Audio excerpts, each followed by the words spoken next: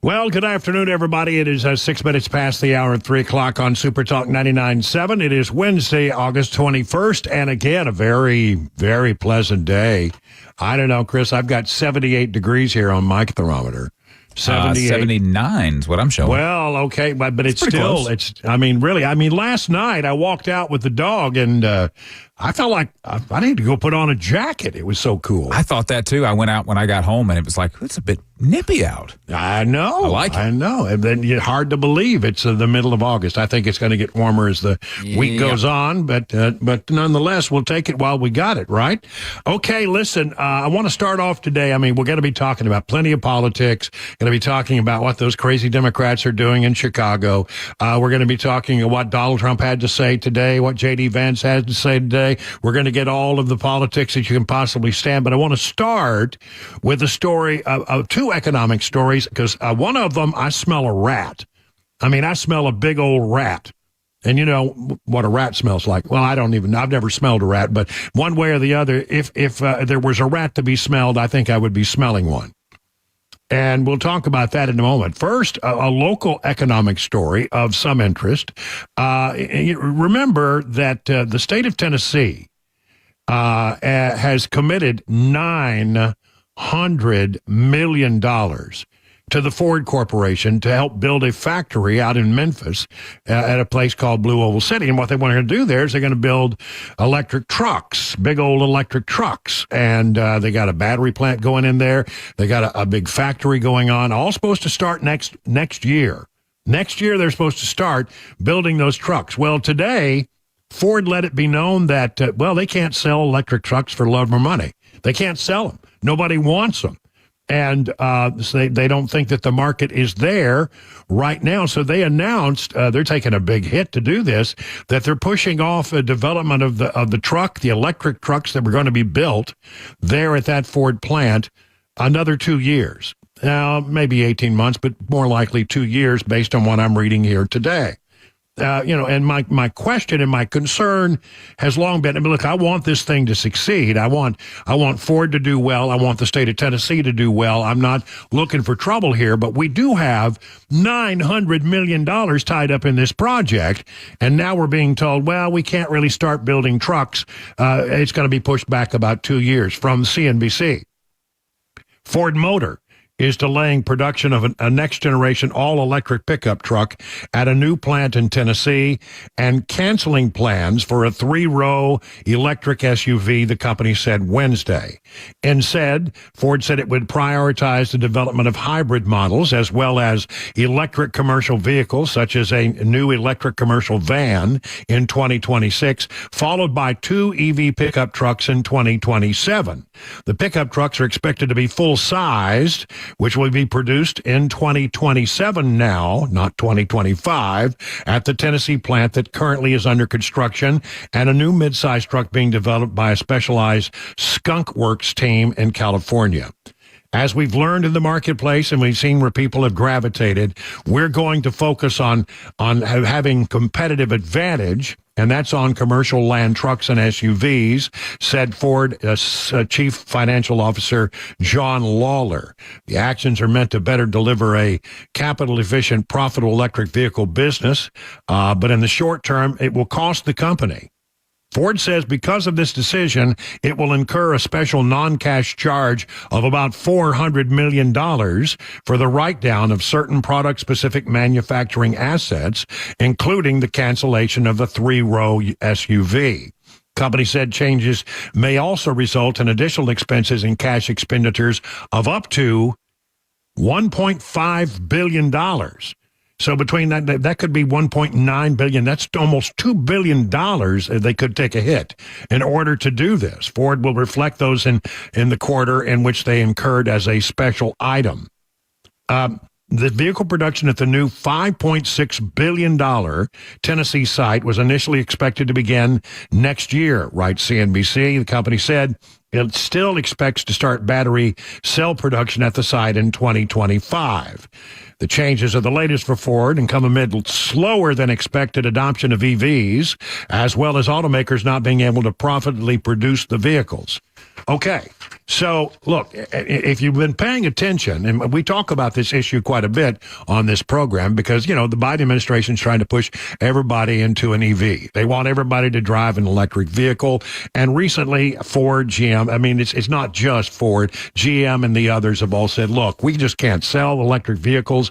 There's no market for them. They've got them in the lot. They can't sell them. They can't give them away. They're doing special prices. Ford is taking a loss with every vehicle that it sells right now. And so they're just throwing, I think they have made a decision not to throw good money after bad. But the question becomes, is this one of those stories that just gets worse and worse the longer it goes? First of all, we're told, yes, we're making cutbacks. Yes, we're making cutbacks, but it's not going to affect the Tennessee plant. Now we're being told, yes, it will impact the Tennessee plant. It will push back production of those electric vehicles that were meant to be built in that new facility another 2 years. Well, what happens in 2 years if they still can't sell electric vehicles? That's my question. That's my concern. And what about the $900 million that the state of Tennessee has committed to the process? What happens to that $900 million? Look, again, I'm not wishing, I'm hoping for a good outcome here. But if anybody's been paying attention, this electric vehicle thing is just not going the way that Ford and Chevy and GM and Stellantis and everybody else had thought it was going to go. So, I'm a little concerned about the investment that we have made long term. I did exchange a text message with the governor about this today. And I said, have you been in touch with the leadership at Ford? And what did they say? The answer came back very quickly, and thank you, Governor Lee, for that.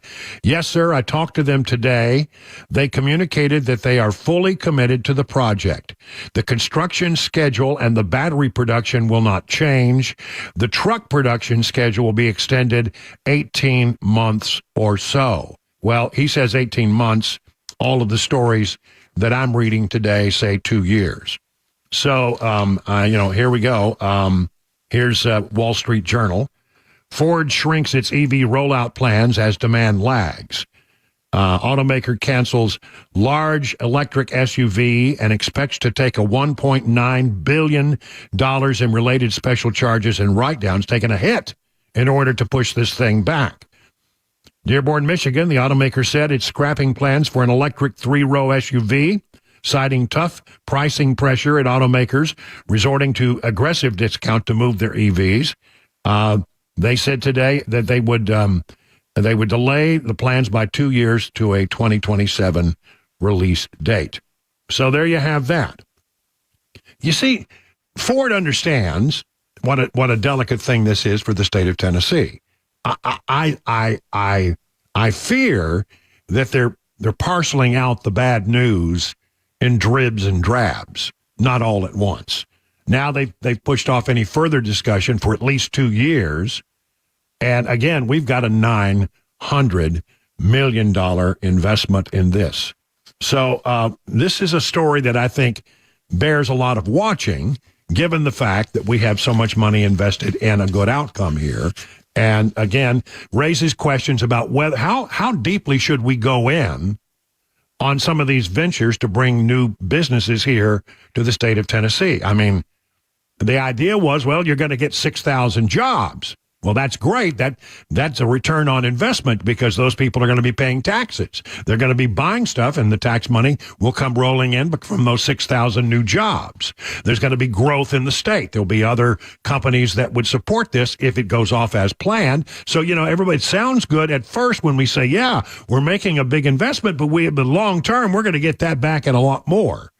Well, are we? How absolutely certain are we that we're going to get a return on that investment is the question I'm raising today. The second economic story is more of a national level, and I think it's a really important story. And you're not going to hear a lot of talk about it because there's so much else going on. And by the way, that's by design. This gets released in the middle of a big Democrat national convention, knowing that everybody's paying attention to what's going on over there and not paying attention to other stuff like this. That's called news management. You know how I feel about that. It's a game, and it's a dark art, and they're very good at it in the Biden administration. Non-farm payroll growth revised down by 818,000, according to the Labor Department. Now, this is a little difficult to understand. See if I can help explain it. The U.S. economy created 818,000 fewer jobs than originally reported in the last 12 months through March of 2024. The Labor Department reported Wednesday. It could be even worse than that if you gave me numbers that brought us up to August. But one way or the other, they were underreporting the number of jobless claims and the unemployment numbers. And this comes from the Bureau of Labor Statistics. The actual job growth was 30% less than was reported. 30% less. Now, why would they? Here's what they're going to say. Oh, it's just a mistake. Yeah, we just missed it. But we're coming to you now.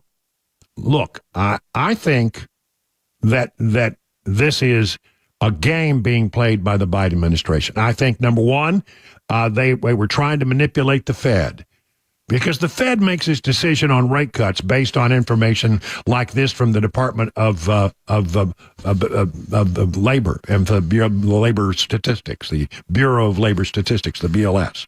They count on that information when they make their decisions about what they're going to charge you for interest rates and the rates that to charge to borrow money, right? So that is something that they were trying to manipulate because they would love to make sure that we get a rate cut before we get to the elections. That would send a sign that the economy is bouncing back, right? The other thing that goes on here is I wonder if they were trying to manipulate the data in a way to keep it from being talked about as we're on the verge of a possible recession. Recession is a bad word when you're running for re-election, or you basically have somebody running for re-election. And I think that the Department of Labor has been monkeying around with the numbers in order to make the economy seem stronger than it is. And everybody said, well, Wilson, that's a conspiracy theory. Well, have we not witnessed other branches of government being manipulated for political purposes? Have we not seen the Biden administration weaponize virtually every part of the federal executive branch to help them when it was expedient to do so? Yes, we have. We've seen that time and time again. They will weaponize any part. They will manipulate anything that they need to do in order to maintain and control power. And if they have a weak economy, it's harder to make the case that you should be reelected. They've been messing around with the numbers, and now it seems, they feel like, well, it's not Biden running, because this would definitely fall on Biden. He was in charge of the economy, Biden, but he's no longer running for election. So now that it's Kamala, they think maybe we better go ahead and come clean here because we're going to be found out sooner or later. This is really, really ugly. And I'm not the only one who smells a rat here. Donald Trump says there's a rat here as well. Trump campaign calls out false job growth figures. The Bureau of Labor Statistics has dramatically revised job growth figures for the first quarter of 2024, revealing that up to 1 million jobs previously reported didn't actually exist.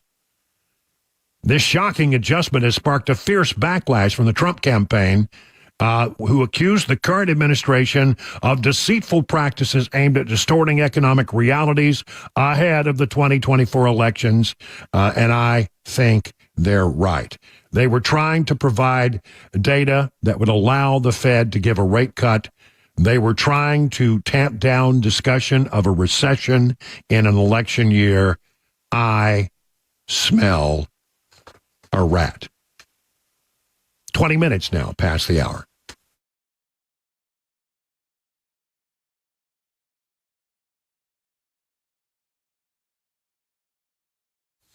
Hey, listen, if you're looking to build a property, build on your property, you should talk to the folks at Stoltzco. I mean, you know, I've talked to you, Stoltzco, before. They build pole barns of all kinds. And the brothers that run Stoltzco's, two guys that you need to talk to. They're known for exceptional quality, craftsmanship, and fair prices. And they can build your new pole barn to your specifications with your needs in mind. And that's the Stoltzco different. But let me ask you, do you own land? Do you have maybe some land out in the country somewhere? Why don't you do something with that land? Why don't you improve upon it? Put money into real assets by building on your land. Let Stoltzco build a high-quality custom structure at a reasonable price. I mean, they could build you a barn dominium. It'd be a great place for you to maybe retire. Maybe, you know, the barn dominium's one that you actually live in, and they're very cool and very popular. And, you know, you could have a summer place in the meantime, and then you could eventually retire there. Maybe that's a good idea. All kinds of pole barns. You can use one as a garage, or you could use it as an equestrian space. How about this? How about using that property you have, get with the guys at Stoltzco, and put a big event space out there? Hey, that sounds like a fun place to kick back on the weekends with your friends and buddies. What a wonderful idea. Well, whatever your idea might be, you need to talk to the folks at Stoltzco. Here's the number, 615-622-5992. Go to their website, take a look at all the things that they've done for other people, and I think you're going to want to very quickly you get on board and get something done. That's Stoltzco.com, Stoltzco, Stoltzco.com. The guaranteed offer is the easiest way to sell your home. It's really simple. We bring you an all-cash offer. You close in as little as 21 days. No home inspections, no lockboxes, no open houses. Go to markspain.com to get a guaranteed offer and start packing.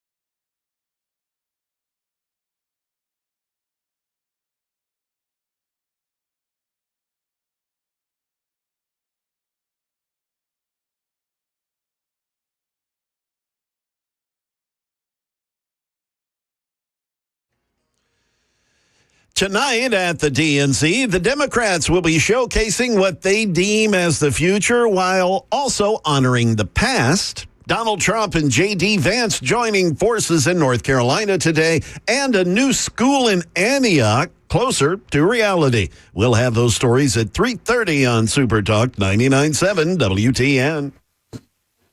It is 25 minutes past the hour, 3 o'clock on Super Talk 99.7. I'm Brian Wilson. Jay Harper's back there in the newsroom. You heard him just a second ago. He'll have all the news shortly.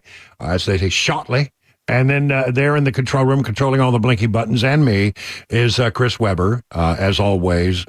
he's on the job. By the way, Chris Webber, today, Cabana wife insisted that, since she's a dental hygienist, that I needed to come by and have my teeth cleaned, and she cares deeply about my good dental hygiene. Mm-hmm. And so I went to get my teeth cleaned today, and I met the new dentist that I've not met before. Guess what his name is? Brian Wilson. Dr. Chris Webber. Really? Yeah, his name is Dr. Chris Webber. And a lovely guy, a lot nicer than you are, but I mean, well, that really doesn't take much. Doesn't take much. But he was nice, very nice guy, and he took a look at all. And I'm apparently going to have to come back in. Uh-oh. They're going to have to be doing some work on the old crowns. Yeah, I spent a great time, a lot of time over the course of my life in a dentist office. I promise you, I have. And now some of the things that were done many, many years ago, they got to be updated. So there we go. Fun. Coming in for a little bit of that. But anyway, nice to meet Dr. Webber. And I told him, I said, you're the other Chris Webber in my life. And he said, oh, well, yeah, it's a very common name. I said, not as common as Brian Wilson. There's a whole bunch of those. It was great. But no, I thought that was interesting today. And I don't know. What else is going on? I'm just amazed at this weather. You can't ask for better weather. It's gorgeous, yeah. I mean, I hate to be that old guy who talks about weather all the time, but I mean, really, honestly, it's the 21st of August. We ought to be out, we ought to be sweltering, and we're not. It's a real nice break. Real nice break. Yeah. Going to be back up into the sweltering by the weekend. By the end of the week. That's right. Well, take it while we got it, right? I saw this story today, and man, I'm telling you, it's a behemoth. President Joe Biden on Monday took his first flight aboard the brand new Marine One. Now, when a president gets on a helicopter, no matter which helicopter it's Marine One. It's flown by Marine, unless it happens to not be flown by Marines, but I mean, in all cases it is. And this new Marine One it's a beast of a thing. It really is. It's huge. And this is what they'll land on the White House lawn going forward. This is what he'll take for those little short hops to Andrews, Joint Base Andrews, or sometimes he will fly if he's just going to Delaware. It doesn't make a lot of sense to take the jet. If he's going to Camp David, you don't take the jet, you take the helicopter. Good problem to have. I remember the story about LBJ walking across the lawn, going to get on the helicopter, and apparently somebody thought he was headed for the wrong helicopter. And somebody said, "No, Mr. President, that's not your helicopter. This is your helicopter." And LBJ turned to him and said, "Son, they're all my helicopters." And it's true. It's true. When you're commander-in-chief, they're all your helicopters. But so it just looks huge. Sometimes they bring in the smaller ones, the Blackhawks, that are painted up the same way, because I don't know how you fit this thing on the White House lawn. It's massive. Made by Sikorsky, just like the other ones were, flown by Marine pilots. The maiden voyage carried him from O'Hare International Airport to the parking lot of Chicago Soldier Field, which was used as a landing zone for presidential traffic.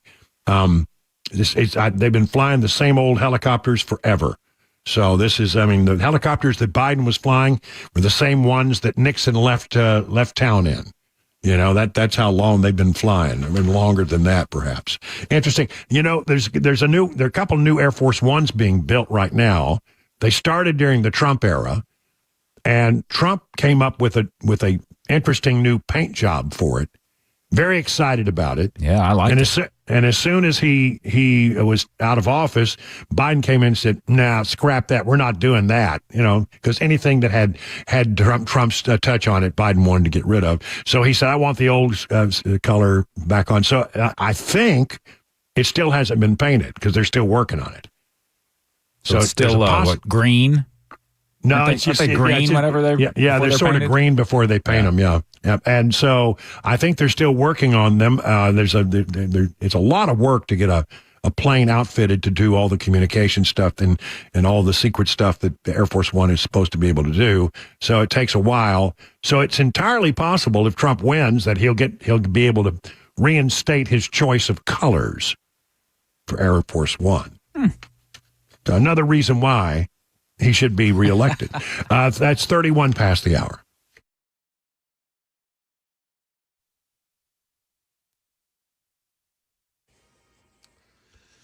Good afternoon. It's 3:31. I'm Jay Harper with your top stories. Plenty of sunshine, 79 degrees. A forecast and a traffic report are coming up. Tonight, Democrats will hear from Minnesota Governor and Vice Presidential nominee Tim Walz, whose team says his speech will focus on hope and joy. However, Republican strategist Tricia McLaughlin, she tells ABC News hope and joy is fine, but she's still waiting to hear about policy. I am yet in the third day of this DNC to actually hear any substantial policy. It's just great music, admittedly, but I'm being force-fed joy, joy, joy. Come on, guys, let's get to the substance. Donald Trump and J.D. Vance, they're trying to get to some substance in North Carolina today.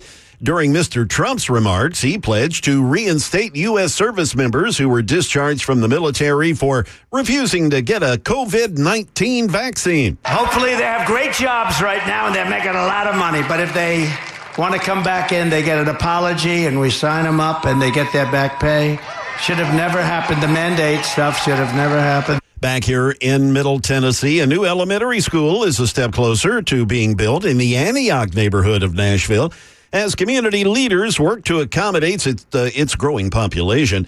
Council members passing the third reading of an ordinance last night approving 3 option agreements authorizing the purchase of some land.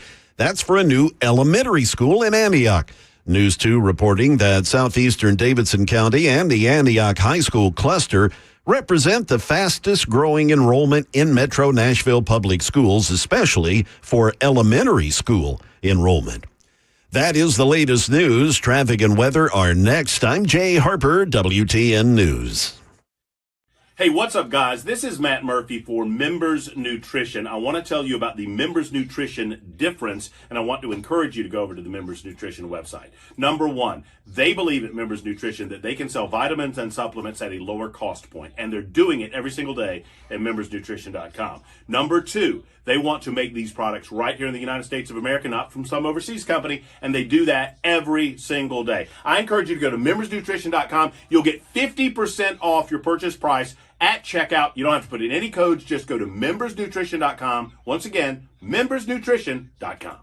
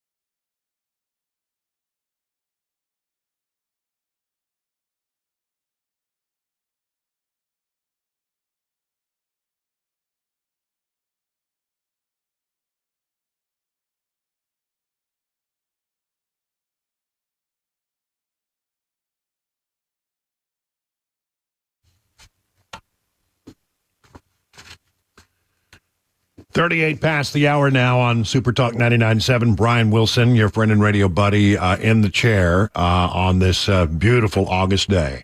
I want to talk a little bit about Donald Trump today and J.D. Vance. Let me first start out by talking about the latest in that attempted assassination of President Trump.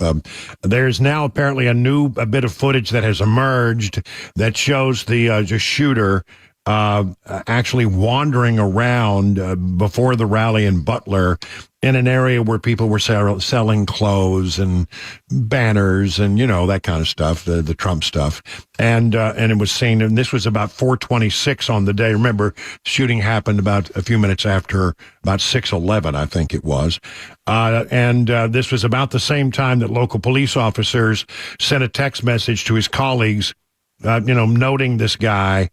At the time, they said they saw him sitting near a picnic table, on a picnic table nearby, and that they were concerned about him. It wasn't clear whether all of that information made its way to the Secret Service at that time.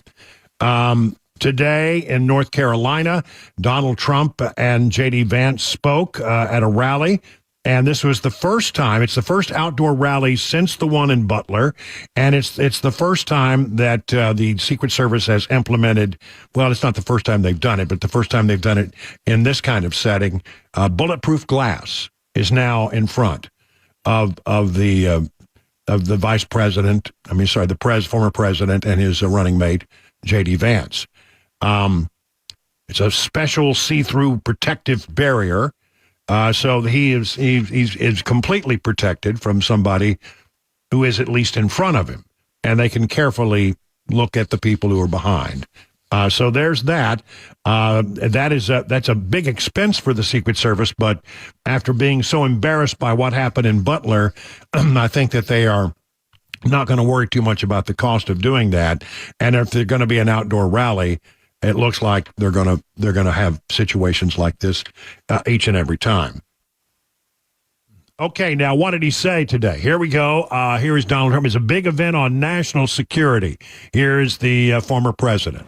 We're run by very stupid people. I'd like to use a different word. I'd like to use a much more sophisticated word, but there's no word I can think of. Incompetent. How about incompetent?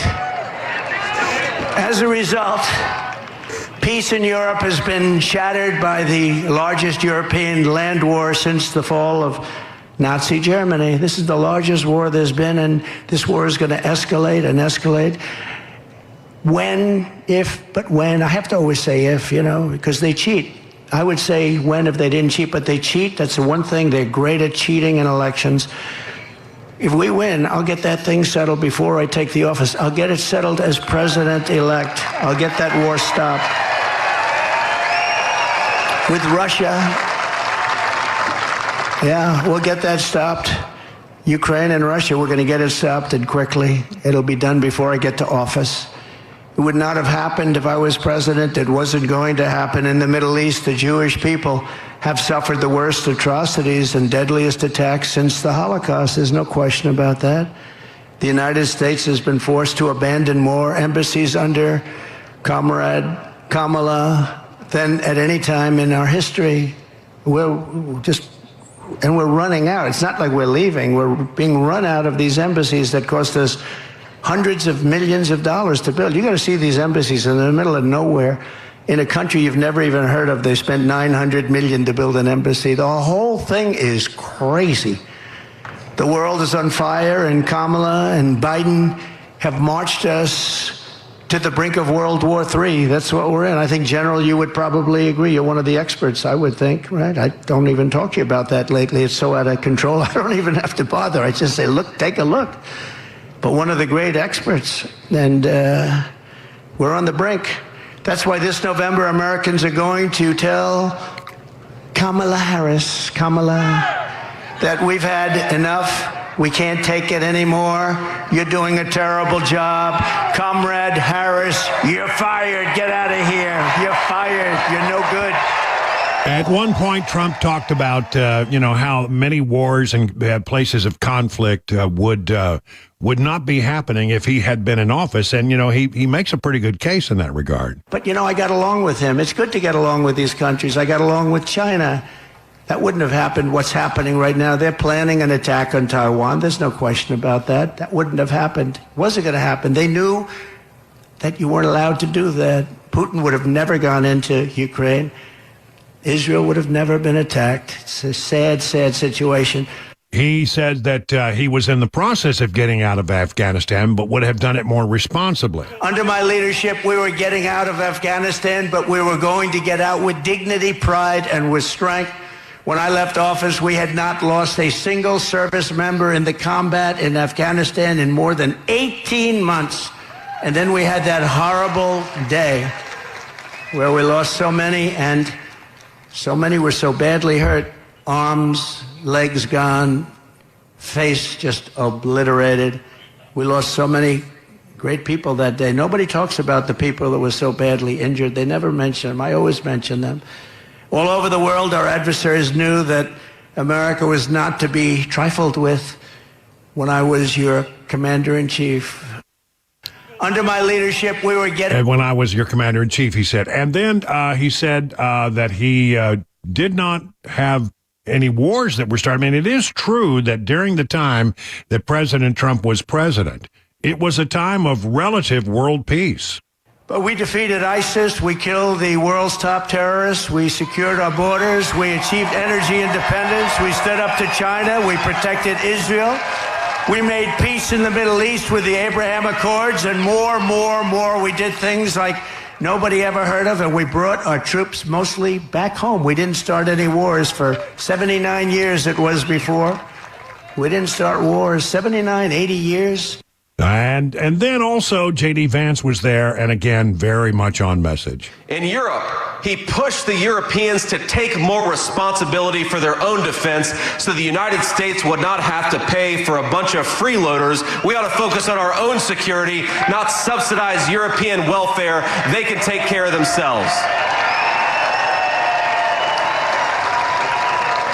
And never forget, as much as the Democrats said that Donald Trump was somehow on the side of Russia, the only president of the last 20 years who had Russia not invade a neighbor was the presidency of Donald J. Trump. He kept Russia in check.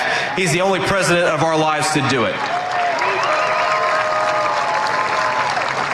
Under Kamala Harris, Putin invaded Ukraine. But under Donald Trump, Putin didn't do a damn thing, and that's because of strong leadership. People respected him. And that's, by the way, my friends, why we were able to defend our own border is because Donald Trump didn't have us distracted by fighting wars that we had no business being involved in. We got to focus on our own border right here at home. That is the Donald Trump principle, and that's what we're going to bring back to the White House.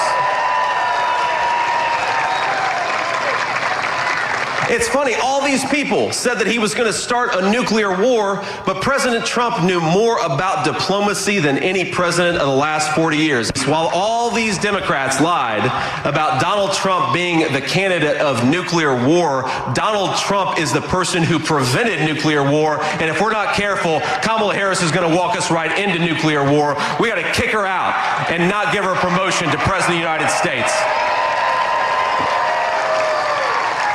Well, I mean, it is true that during the presidency of Donald Trump, the world leaders had to look at Trump and always have to wonder how he was going to respond. And nobody wanted to challenge him. And there's something to be said about having the world leaders fear or respect you. Because what is the role of the United States in the world? Well, I think our role is to be the leader of the world and to be that force for good in the world, so that the agencies of the world that are not good, that are I think based on evil concepts, communism, etc., have to stop and think about their adventurism. It is absolutely true that once Biden pulled out of Afghanistan in such a disgraceful way, and Trump spent a lot of time today talking about the billions and billions of dollars worth of weapons that got left behind that are now in the control of the Taliban. But when they left, world leaders took check and they said, "Well, look. Even the Taliban can kick around Joe Biden. We don't need to fear him." And then that was when we saw Putin go into Ukraine.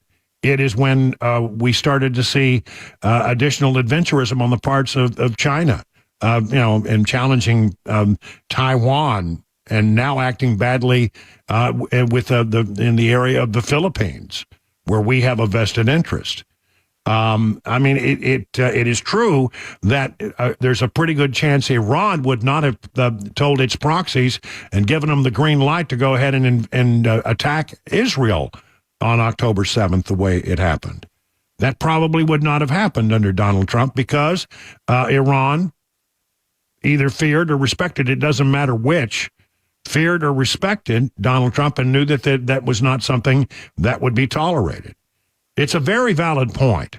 Joe Biden, his national security policies are always wrong, universally wrong.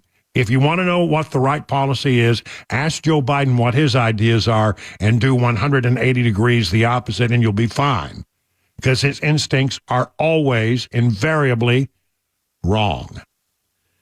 Real quick, it's just a side note since we're talking about Donald Trump. Trump says that his son Barron will attend university in New York. He turned 18 in March, will attend a university in New York, described the school as a very good one without naming it. When asked by the New York Post if the younger Trump had decided where he was going to school, the former president said he is. We're going to announce it soon. He's all set in certain school that's very good. Barron Trump is the youngest of the former president's children, graduated from high school in May from the Oxbridge Academy in West Palm Beach. He and his mother, Melania, have stayed largely out of the public eye as former President Trump pursues a second term. Barron, however, made his political debut at his father's rally last month, and the former president has suggested he's taken political advice from him. He actually did some interviews the other day with podcasters who are largely listened to by young people. So he does listen to young Barron. Again, we don't see much about Barron, don't talk much about him. It looks like he's headed to a business college somewhere in New York. 50 minutes now past the hour of 3 o'clock.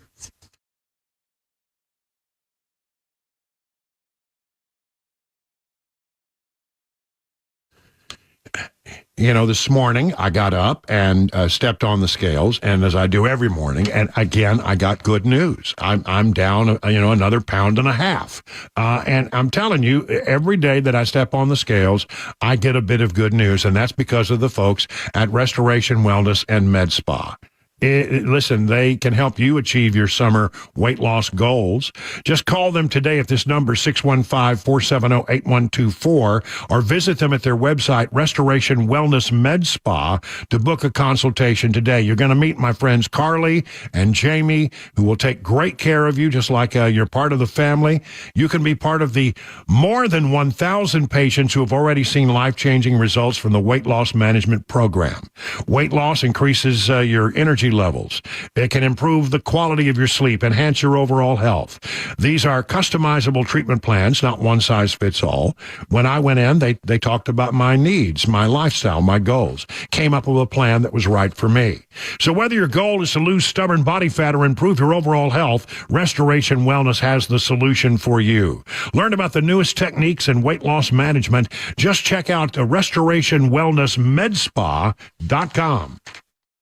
Hey, what's up, guys? This is Matt Murphy for Members Nutrition. I want to tell you about the Members Nutrition difference, and I want to encourage you to go over to the Members Nutrition website.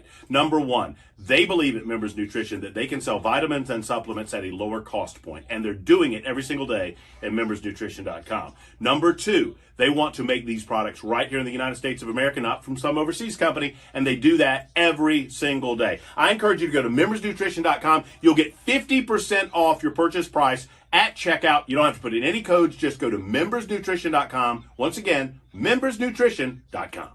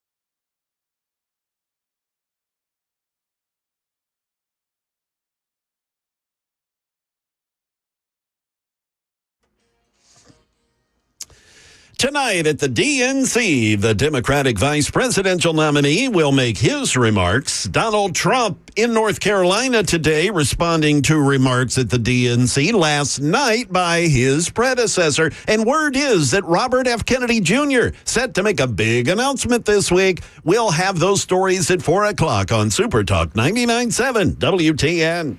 Well, Jay, if you don't mind me stealing your thunder just a little bit, I do want to talk about that RFK thing very quickly. RFK Jr. plans to apparently drop out of the 2024 presidential race and endorse former President Donald Trump. This according now being reported by NBC News. That would have an impact on the race. We'll talk about it in just a bit. Right now, time to take a look at what's going on with all the markets. Let's see. Dow Jones Industrials up 55 points. S&P up 23. NASDAQ up 102. What's driving the market? And what's the Fed talking about? Let's check in with John Maxon over at Beacon Capital Management for more. Hello, John. Hey, good afternoon, Brian. Yeah, the market was up a little bit today, and the big release was the Fed meeting minutes from July. And what those minutes really revealed was something Wall Street wanted to hear. Essentially, most officials agreed that it was time for rate cuts to begin in September. We'll see if that happens, but that seems to be where they're headed. Wall Street, that really cheered that. They continue to focus on inflation and a cooling job market. And then today, the Bureau of Labor Statistics came out and actually reduced the number of jobs that was created in the spring of 23 to 24 by almost 820,000 jobs. So the labor market definitely weaker than earlier that was anticipated. So important things for the Fed. And tomorrow we get initial jobless claims. So again, the labor market will be back tomorrow to be looked at. All right. Thank you very much, John. Find out about all the things that John Maxon and the other good people over at Beacon Capital Management can do to help you get ready for your retirement. Just go to their website, askbeaconnow.com. 59 minutes past the hour. Hey, it's Dan Mandis, and I am so glad that California Closets has fixed my closet catastrophe. After exact measuring and planning, they came over and got to work. Yeah, once it was all plotted out on their 3D CAD system, the pieces are measured, cut, and precisely installed into my space. It was clean, fast, and professional, and above all, my new closets look and function great. Now, this was my dormer, and now this is my new dormer thanks to California Closets. Look at all of this added space for shirts and shoes, you name it, and it is cut so precisely, simply amazing. And my old closet that has now been reborn as the ultimate in style and functionability, making the best use of the space that I had. They can work on just about anything: bedrooms, garages, home offices, closets, pantries, and so much more.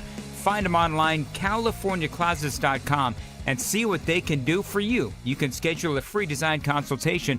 Mention my name, CaliforniaClosets.com.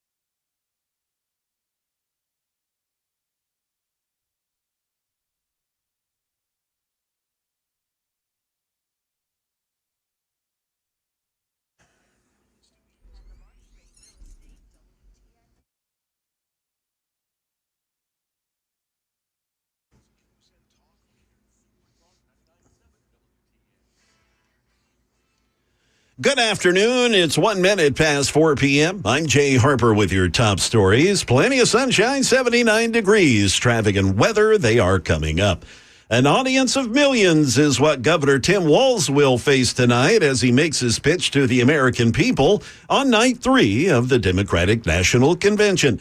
And as ABC's Jay O'Brien tells us, Walz will use something that is relied on by Kamala Harris, but Kind of new for the governor. That would be a teleprompter. Tim Walz has not done much use of teleprompters. His first big rally with Kamala Harris, that was one of his first times using a teleprompter, sources told us. Now he's done some rallies where he's used some teleprompters at those. But again, he's not practiced in speaking to a venue of this size. That's one of the things Democrats say they like about him, is that he's a real person and not a politician. But certainly, again, the stakes high for him tonight, and the anticipation is heavy.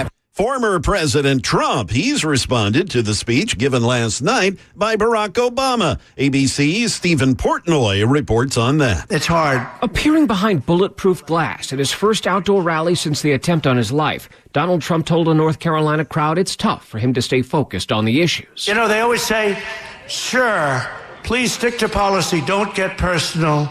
And yet they're getting personal all night long, these people. Trump said this in response to former President Barack Obama. Oh, he was very nasty last night. I try and be nice to people, you know. Trump went on to call his opponent Kamala Harris a Marxist. ABC News reporting that Robert F. Kennedy Jr., he plans to end his run for the presidency later this week. And apparently he's leaning toward endorsing Donald Trump. ABC's Stephen Portnoy reports on that as well. The latest ABC News Washington Post Ipsos poll showed Robert Kennedy Jr. polling at 5%. That's down from 10% a month ago, before Kamala Harris replaced Joe Biden at the top of the Democratic ticket. In a brief conversation with ABC's Jonathan Karl, Kennedy would not confirm that he plans to endorse Trump, but he did complain about the sudden coalescence behind Harris by Democrats.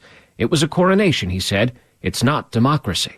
Now across the Atlantic, both Russia and Ukraine are accusing each other of launching some of the largest aerial attacks of the war to date.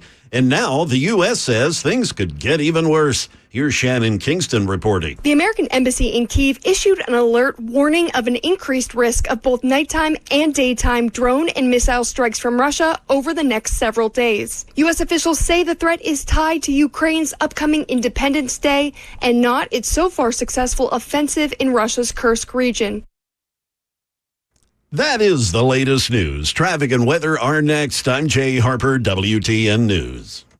Hey, what's up, guys? This is Matt Murphy for Members Nutrition. I want to tell you about the Members Nutrition difference, and I want to encourage you to go over to the Members Nutrition website. Number one, they believe at Members Nutrition that they can sell vitamins and supplements at a lower cost point, and they're doing it every single day at membersnutrition.com. Number two, they want to make these products right here in the United States of America, not from some overseas company, and they do that every single day. I encourage you to go to membersnutrition.com. You'll get 50% off your purchase price at checkout. You don't have to put in any codes. Just go to membersnutrition.com. Once again, membersnutrition.com.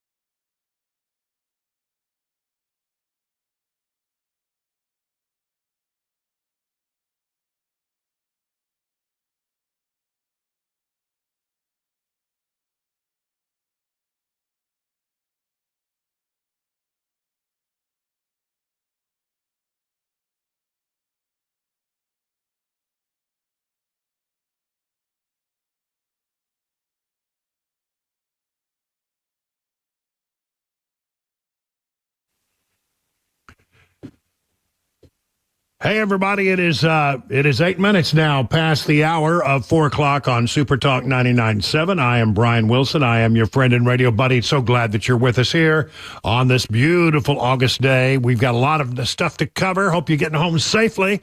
And while you're trying to get around and do whatever you need to do and commuting and driving, I was out there today.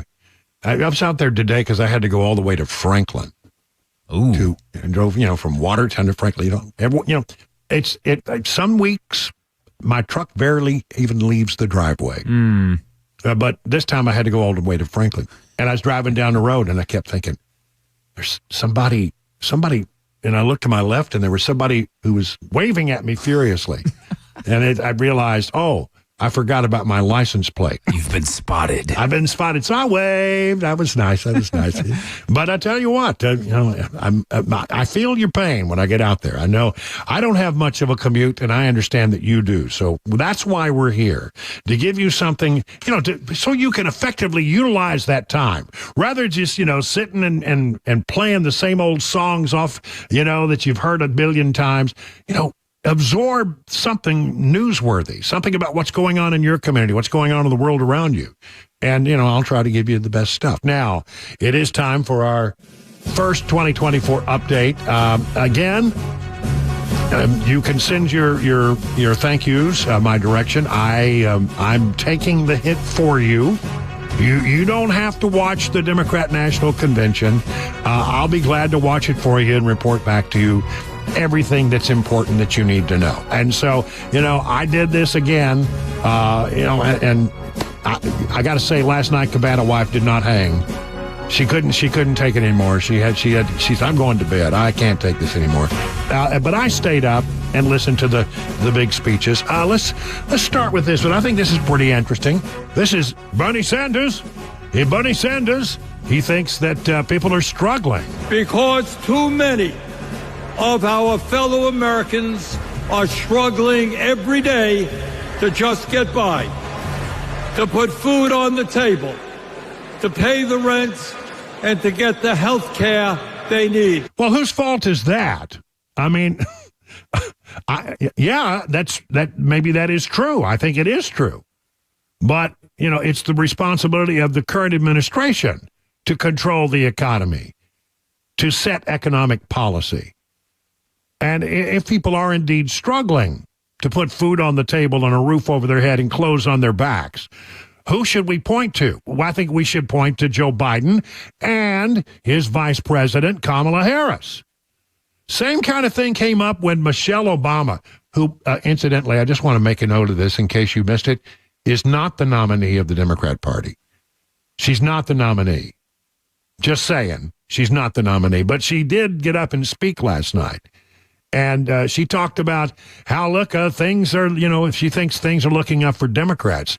Here we go. Something wonderfully magical is in the air, isn't it? It's the contagious power of hope. The anticipation, the energy, the exhilaration of once again being on the cusp of a brighter day. America, hope is making a comeback. Well, again, the question has to be raised. Well, if we need hope, if we need an improvement of the current situation, who put us in the current situation? It would be, once again, Biden and his vice president, Kamala Harris. So, Donald Trump, that's not on Donald Trump. He left everything in pretty good shape. 1.4% on inflation. Unemployment was at record lows. I mean, he had things percolating pretty good. The economy was good. Gas was $1.87 a gallon. And love was only about $2.50 away. So there you go. No, I'm serious. I mean, he left things in really, really good shape. So when you're criticizing, you're saying that we need hope and the hope is on the horizon. Well, what makes you think there's going to be any change if you're hiring the same basic team? You're hiring, it doesn't matter, she'll be the president, but she'll have the same people surrounding her that made the bad decisions that put us in this place to begin with. So why do we need hope? We need hope because, the things are so horribly screwed up under Biden-Harris. And then, we have to do the obligatory Barack Obama soundbite. This would just be a minute. But, here he is. I will say the guy gives a good speech. You may not like anything he has to say, but he delivers it in a pretty good way. He doesn't seem to care if more women lose their reproductive freedom since it won't affect his life. And most of all, Donald Trump wants us to think that this country is hopelessly divided between us and them, between the real Americans, who of course support him, and the outsiders who don't. Actually, America is divided. And I would say that it's the policies of the Biden administration which has divided America in such a huge way. I mean, they pit groups against each other all the time. So that's not really a fair criticism, I would say. And he wants you to think that you'll be richer and safer. We were richer and safer under President Trump. You will just give him the power to put those other people back in their place. It is one of the oldest tricks in politics. Mm-hmm. From a guy whose act has, let's face it, gotten pretty stale. We do not need 4 more years of bluster and bumbling and chaos. We have seen that movie before, and we all know that the sequel is usually worse.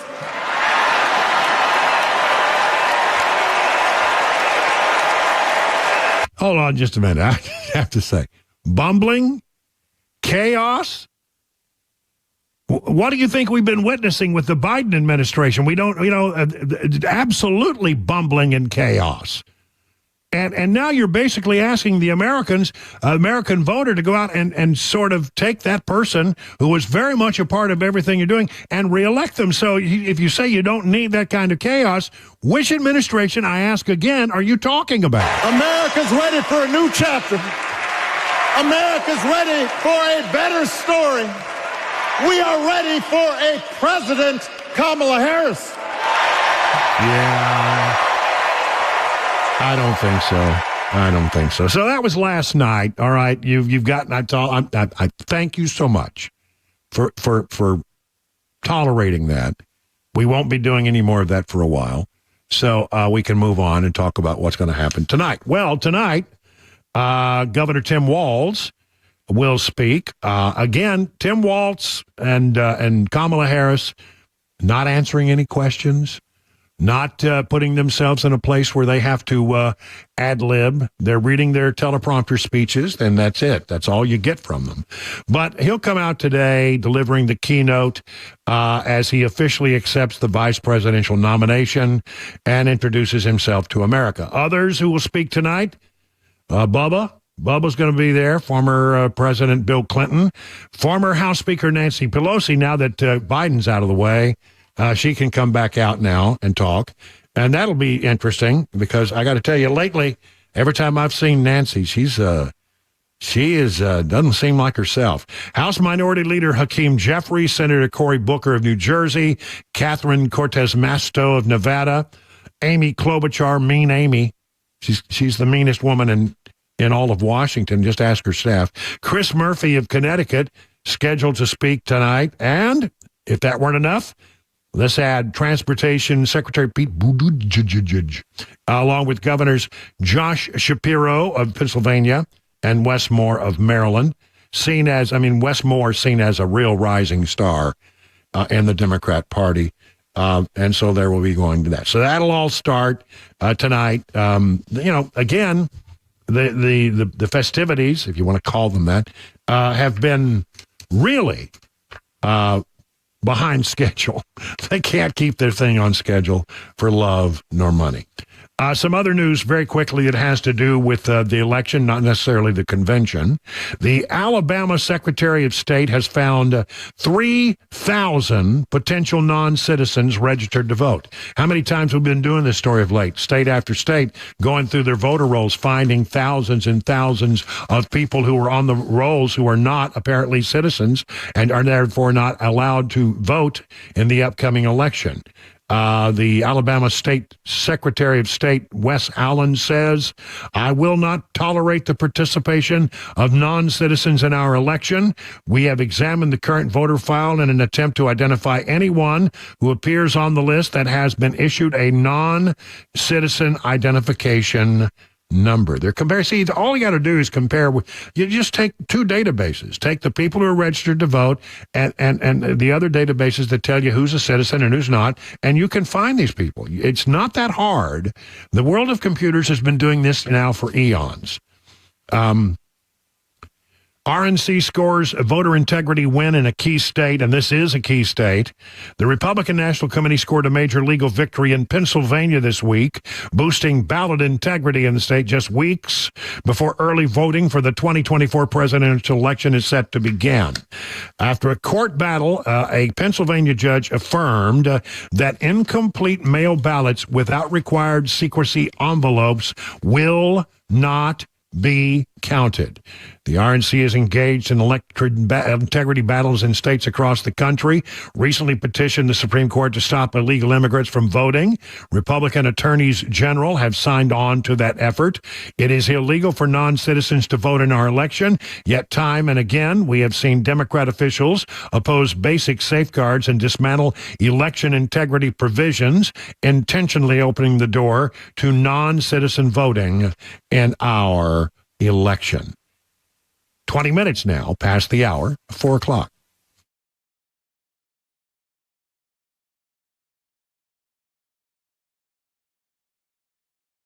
Are your retirement assets structured to minimize taxes? May be hard to believe, but many hardworking Americans just like you could be overpaying on taxes in retirement.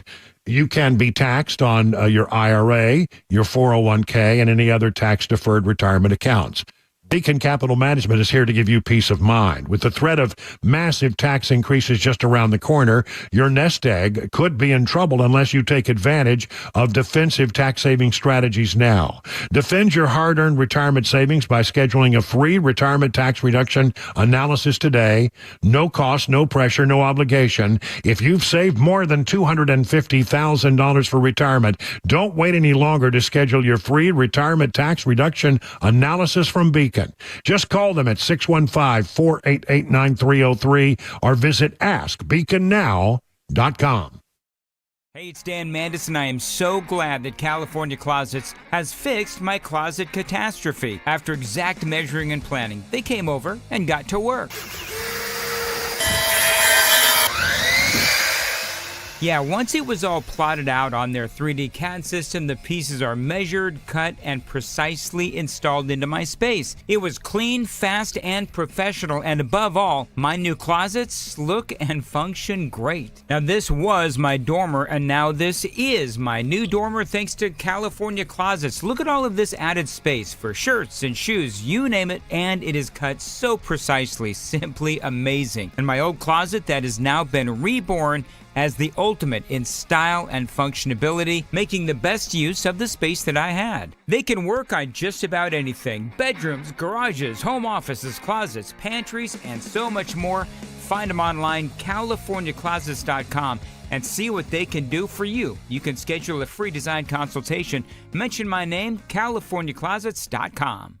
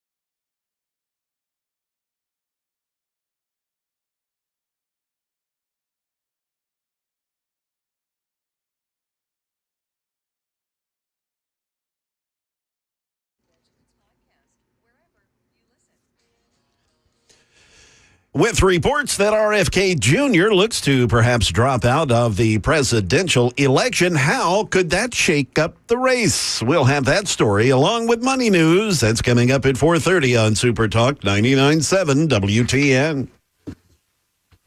It is 24 minutes, again, past the hour. Let's call it 25 minutes past the hour of 4 o'clock on Super Talk 99.7. Brian Wilson in the chair. Glad you're with us. Okay, national security news. This raises a lot of questions. In March, President Biden reportedly approved a secret change to the highly classified U.S. nuclear posture in the wake of growing aggression from nations like Russia and China. White House saying on Tuesday, this is just business as usual. Nothing to see here. Maybe it is, maybe it's not. In response to a report by the New York Times that recently suggested Washington's nuclear posture had been altered to address Beijing's expanding nuclear arsenal, a White House spokesperson told reporters the, quote, guidance issued earlier this year is not a response to any single entity, country, nor threat. This administration, like the four administrations before it, issued a nuclear posture review and nuclear weapons employment planning guidance. In other words, how in the world, if it ever came to that, would we utilize what would be our plan if it came to a nuclear exchange? God forbid. While the specific text of the guidance is classified, its existence is in no way a secret, the Fox News folks report. Questions have mounted regarding any potential changes to the U.S. nuclear strategy after the New York Times reported on Tuesday that Biden's shifted Washington's strategy for the first time to focus on China. Actually, in 2022, however, the Department of Defense released its National Defense Strategy Nuclear Posture Review and Missile Defense Review. Now, again, I'm in the weeds here on some stuff, but I mean, this stuff, the little things that happen in Washington can have a big impact. And this is that. I'm sure in 2022, nobody ever mentioned this report, but it gives us a view of exactly how they have likely changed their strategy. The 2022 review said that the U.S. would take an integrated approach to U.S. security threats, detailing China first and Russia second, which would probably a reverse of the way it has been time in memoriam. I think we always thought the Russians were the greatest concern, but now what we have is a buildup in Beijing that we have not seen in a while. Now, we still have more nuclear missiles than Beijing. Russia has more nuclear missiles than Beijing. But right now, Beijing has some 400 nuclear warheads in stockpiles, and they're expected to more than triple its nuclear stockpile by 2035, this according to the Arms Control Association. Despite concerns surrounding China's growing nuclear capabilities, Russia and the U.S. still possess more than 11 times the number of the nuclear warheads in China. That is true. The guidance remains classified, but Congress is expected to receive an unclassified revision of the document before Biden leaves office next year, according to Reuters. And maybe we should be welcoming, another country to the nuclear club, and this is not good. From Newsmax, House Intelligence Committee Chair Mike Turner, Republican of Ohio, said on Sunday that the Iranians might declare themselves a nuclear weapons state by the end of the year. He blamed the Biden administration policies for the rapid acceleration of the Islamic Republic's nuclear program, which he claimed had reversed gains former President Donald Trump made during his term in the White House.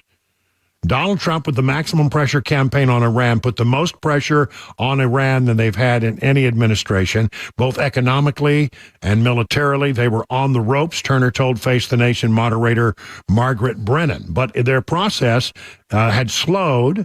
What we see now with this administration, they might declare themselves a nuclear weapons state by the end of the year.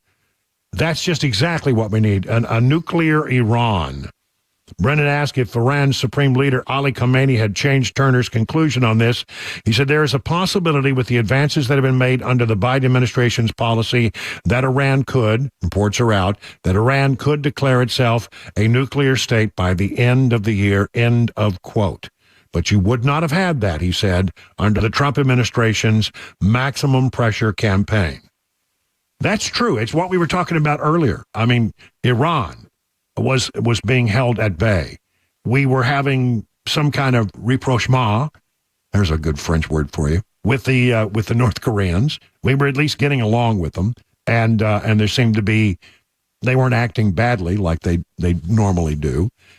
We had China afraid to take any action in the South China Sea against Taiwan, and you had Russia being held at bay. Russia didn't act badly at all during all of the Trump administration. They behaved themselves. So, you look at Biden's policy, you look at Trump's policy. Which one did you feel more safe under?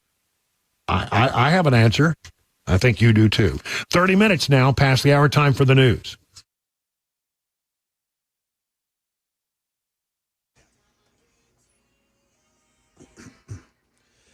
Good afternoon. It's 4:30, and I'm Jay Harper with your top stories. Sunny and 79. A complete forecast and a traffic report are coming up. With reports that independent presidential candidate Robert F. Kennedy Jr. may back out of the presidential race and throw his support behind Donald Trump, ABC's political analyst Rachel Bade says that with Mr. Kennedy clocking at least a few percent in national polls, the move, if it does happen, could have the potential to shake up the race. I don't think there's a ton of Democratic voters who are going to be drawn to RFK, so I don't think it certainly hurts, Democrats, but it will hurt them in the fact that, some folks might come home for Trump, and this is going to be a tight election. Every vote matters. We now turn to today's closing money news, and for that, here's Daria Olbinger. From ABC News, Wall Street now stocks held steady midweek. The Dow closed up 56 points, the S&P rose 24, and the Nasdaq closed up 102 points. The minutes from the Fed's latest meeting are out, and most members agree that they likely will cut their benchmark interest rate when they meet in September. Chair Jerome Powell could have more to say about it in his speech at the Fed's annual conference in Jackson Hole, Wyoming, later this week. Some big retailers releasing very different earnings. Targets beat expectations as the discount retailer reversed a year-long sales slump by focusing on grocery aisle deals and affordable but stylish clothing.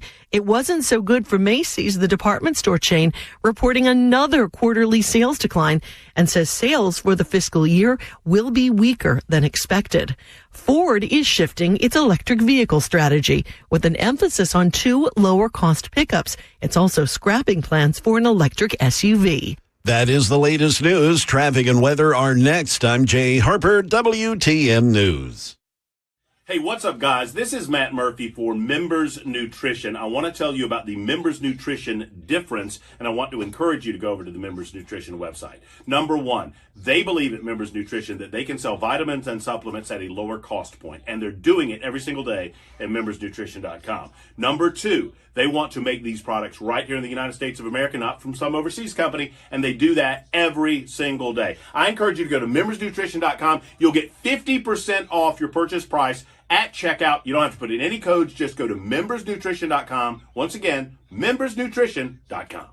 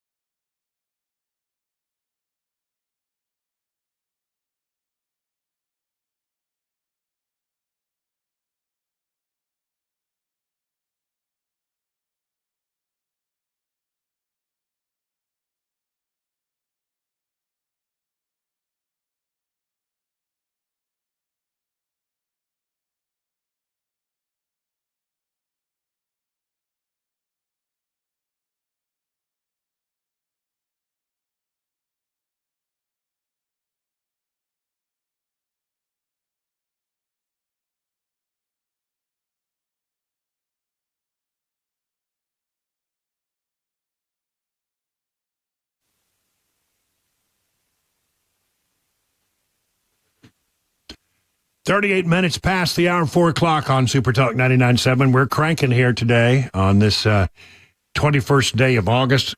Let's talk a little bit about the border. Now, look, I'm going to be the first to tell you that the numbers at the border have gone down. But that doesn't mean we don't have a problem. There's a lot of things that come along with having as many people who have come across the border illegally that has a great impact on our economy, has a great impact on our way of life. And by the way, the numbers, by the way, are low simply because, the Biden people are going to take absolute claim. Oh, look, we fixed the border. Look at these numbers, how good they are. Well, why, if you are the reason that they're good, tell me why you didn't do this, whatever it is you purport to have done. Why didn't you do it 3 years ago? Because you didn't want to do it, right? You wanted these people to come into this country. They didn't care about the national security concern. You didn't care about the crime. You didn't care about the drugs. You didn't care about the human suffering. You didn't care about enriching the coyotes.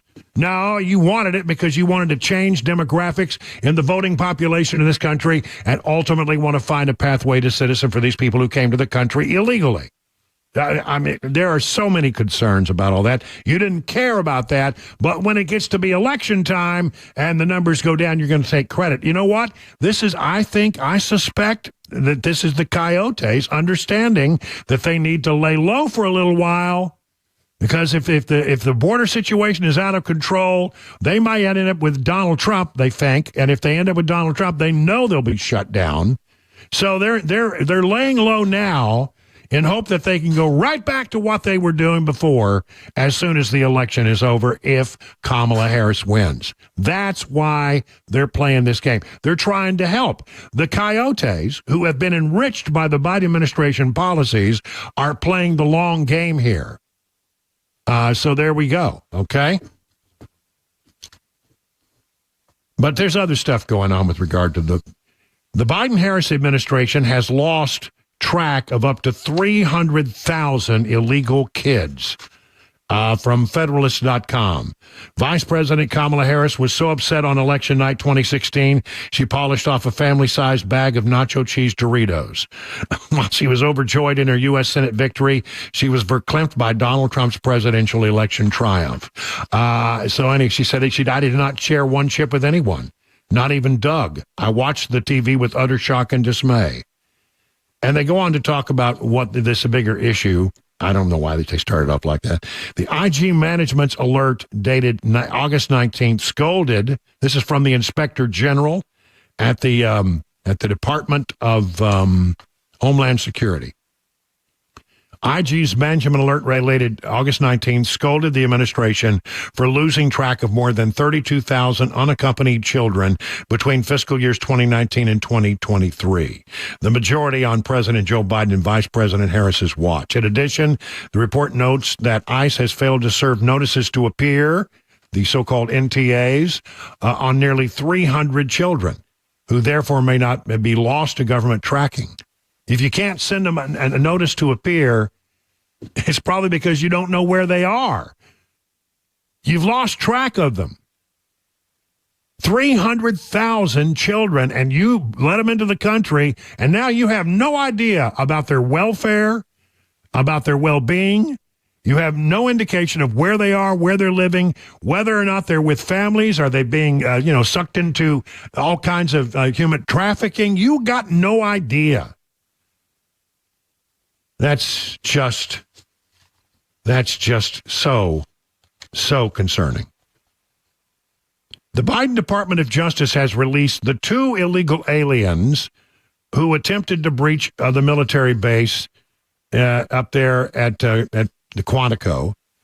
A group of 13 Republican congressmen recently sent a letter to the United States Attorney Office for the Eastern District of Virginia questioning the Biden-Harris administration's decision to release 2 Jordanian nationals who were accused of attempting to breach a military base in early May.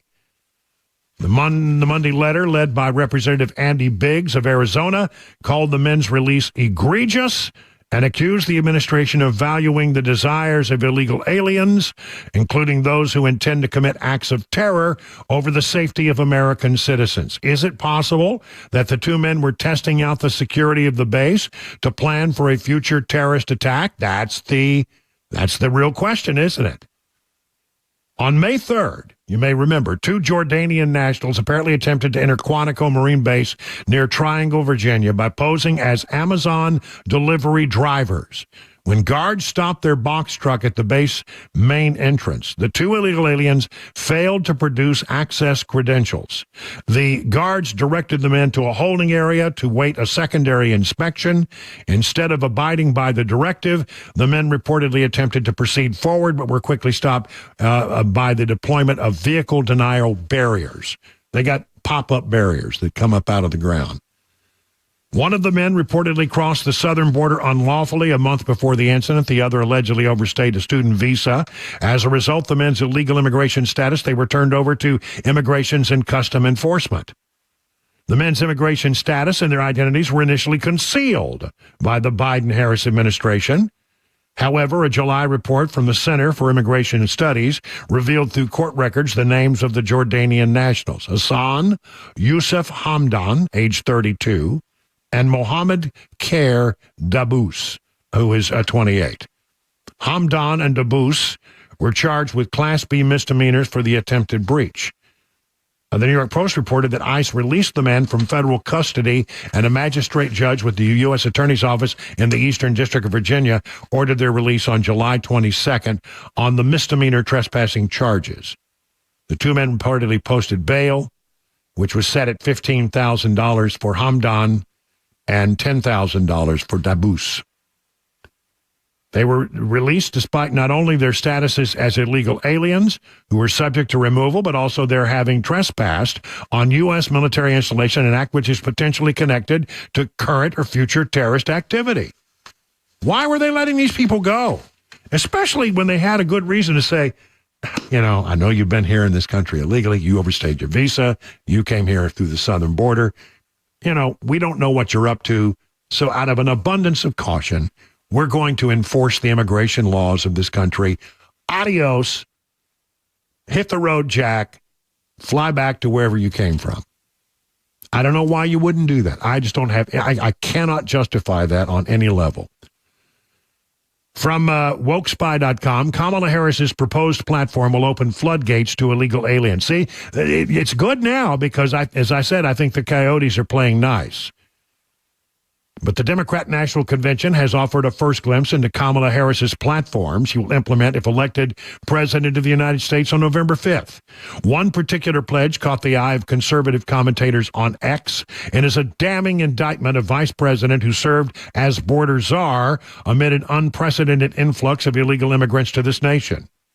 Kamala Harris's DNC platform pledges to pass the U.S. Citizenship Act, the most radical amnesty bill ever written. Amnesty for human traffickers and gang members, no welfare restrictions for migrants, let deportees return, and worse. The act pledges not only to remove the non-citizens if they've been convicted of a felony or at least 3 misdemeanor offenses. Alas, who knows? So there we go there. Furthermore, illegal aliens who've been convicted of an offense beyond a 10-year period to their citizenship application will enjoy an ineligibility waiver. The law concludes that the radical bill rewards illegal aliens and traffickers while putting Americans not first but last.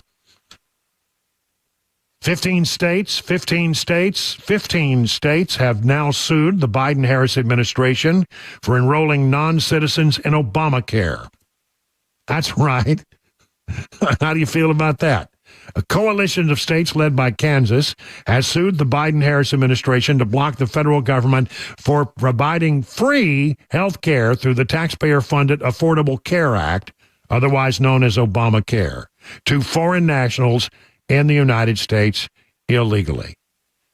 Kansas Attorney General Chris Kobach filed the lawsuit in U.S. District Court for the District of North Dakota Western Division, joined by attorneys general from 14 states. That's 15 attorneys general. The U.S. government and the Centers for Medicare and Medicaid Services are named as defendants.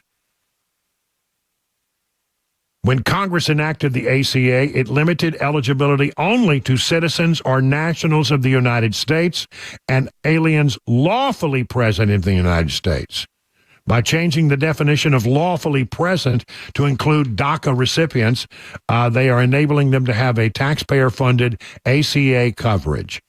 Doing so violates the Administration Procedures Act, a federal law that prohibits taxpayer-funded benefits from being given to illegal foreign nationals, and the Affordable Care Act, the complaint states. Thank goodness for these attorneys. You know, we got 26 states in America that are represented by Republican attorneys general. I think that's right. It's right. It's half or close to it. I think it's 26. And those guys are really good at holding the federal government accountable. They get together, they file lawsuits, and they have a pretty good record of having things changed over time. So, free health care. How about free living, a free place to live, right? California advances zero down, no payment home loans for undocumented immigrants. From the center square, the California Senate Appropriations Committee advanced a bill to allow undocumented immigrants to make use of the state's zero-down, no-payment home loan program, an expansion the legislature says will create significant cost pressures. The social and economic benefits of homeownership could be available to everyone. As such, the California Dream for All program should be available to all, wrote the bill's author, Assemblymember Joaquin Arambula, a Democrat from Fresno. When undocumented individuals are excluded from such programs, they miss out on a crucial method of securing financial security and personal stability for themselves and their families. Look, I don't want anybody, to suffer, but let's just understand. In California, they're saying, it's probably one of these states that's offering free medical care under the Affordable Care Act, which may be illegal, and I think it probably is illegal. And now they're saying, and by the way, you can put zero down, make no payments, and we'll get you into a home. Maybe what I need to do is deny my citizenship of America, move, and then come back as a citizen of another country and get all of these free benefits. That's what I was thinking. Yeah. I mean, come on. You don't have to pay a mortgage. You don't have to pay rent. You get free medical care. A lot of us would love to have that. 50 minutes now past the hour.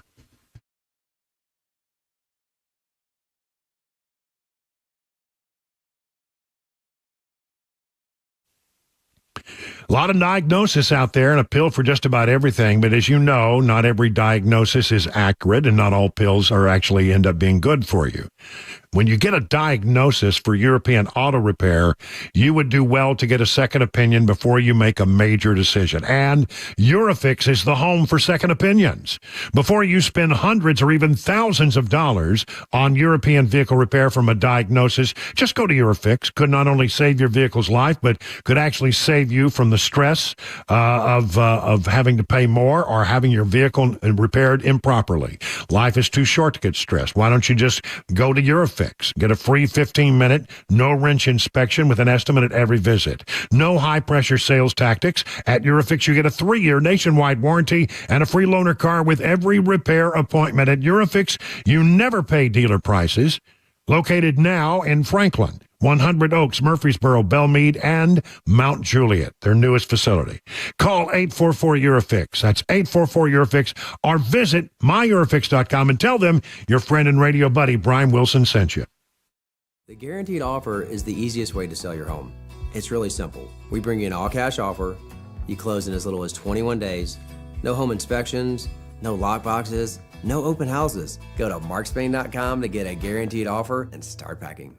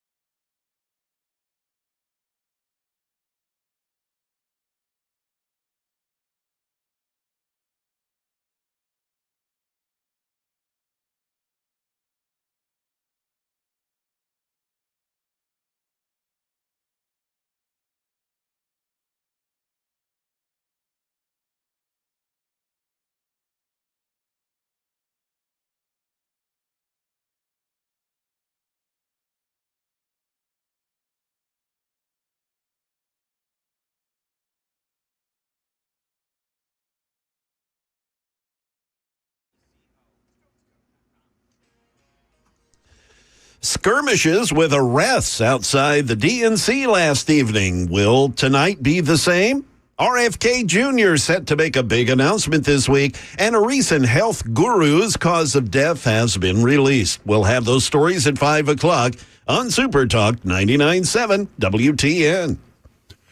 Well, coming up in the next hour, we'll have you more information about, where we are in 2024, the round 2 of our political report. And then big news about Blue Oval City, and it's not good news.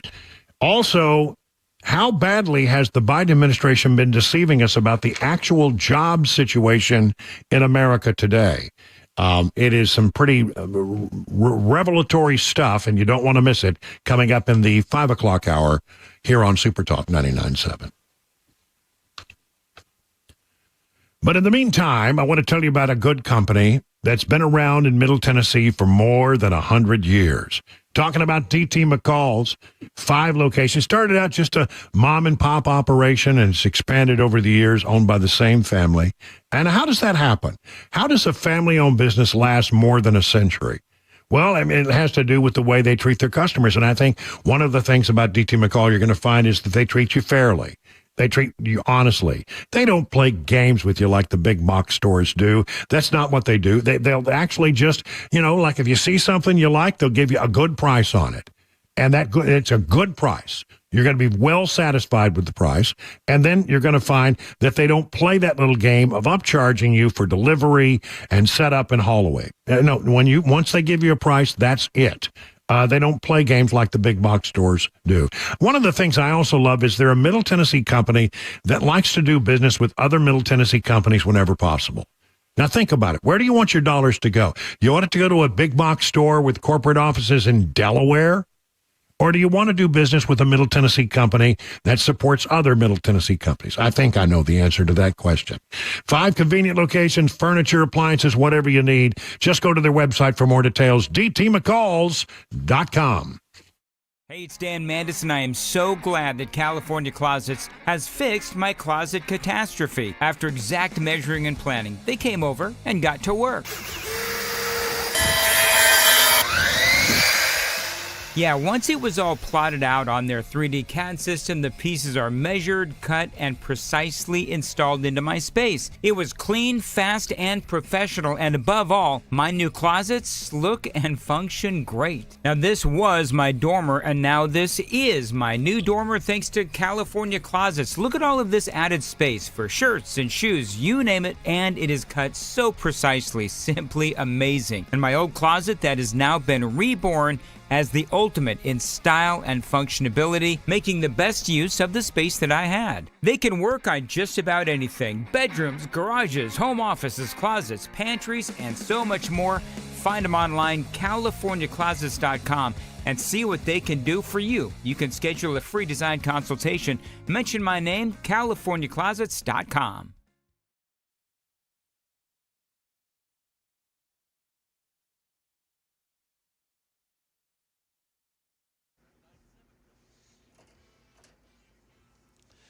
Good afternoon. It's 5 p.m. I'm Jay Harper with your top stories. Sunshine and 79 degrees. Traffic and weather are coming up next. Authorities confirm dozens of people were taken into custody during a mass arrest at a protest outside the Israeli consulate in Chicago last night. And police say that protest did not have a permit. In a statement, the Chicago chapter of the National Lawyers Guild says, though, that police officers provoked those confrontations. But during a news conference earlier today, Chicago's police superintendent Larry Snelling said officers only moved in after they were attacked. They showed up with the intent on committing acts of violence, vandalism. Former President Donald Trump campaigning in North Carolina today. ABC's Stephen Portnoy has more. Standing behind bulletproof glass, Donald Trump held his first outdoor rally since the attempt on his life last month. The main focus of his remarks, national security. And Trump said his vice president, Kamala Harris, would have been the last person in the room with President Biden before the chaotic U.S. pullout from Afghanistan. She had the final say, and she was all for it. Trump promised this if he's reelected commander-in-chief. On day one, I will get critical race theory and transgender insanity the hell out of our U.S. armed forces. Sources now telling ABC News, as well as other news outlets, that Robert F. Kennedy Jr., he's planning to get out of the race for president and may endorse the man you just heard, former President Trump. ABC's Perry Russum has more. Robert F. Kennedy Jr., the independent candidate for president, struggled to gain momentum on the national stage. And now sources say he's calling it quits. Kennedy's team teasing a speech where he will address the nation on Friday from Phoenix, Arizona. Someone else has an event on Friday, also in Arizona, one town away in Glendale. Former President Trump. We now turn to the cause of death for fitness guru Richard Simmons. Jason Nathanson reports. A spokesperson for the family of Richard Simmons says they were told by the coroner that Simmons' death was accidental due to complications from recent falls, and heart disease is a contributing factor. Nothing suspicious or out of the ordinary. The statement also pointing out that the only drugs he had in his body were routine prescriptions. Simmons died last month at the age of 76 after becoming a recluse in his later years. That is the latest news. Traffic and weather are next. I'm Jay Harper, WTN News. The guaranteed offer is the easiest way to sell your home. It's really simple. We bring you an all-cash offer. You close in as little as 21 days. No home inspections, no lock boxes, no open houses. Go to markspain.com to get a guaranteed offer and start packing.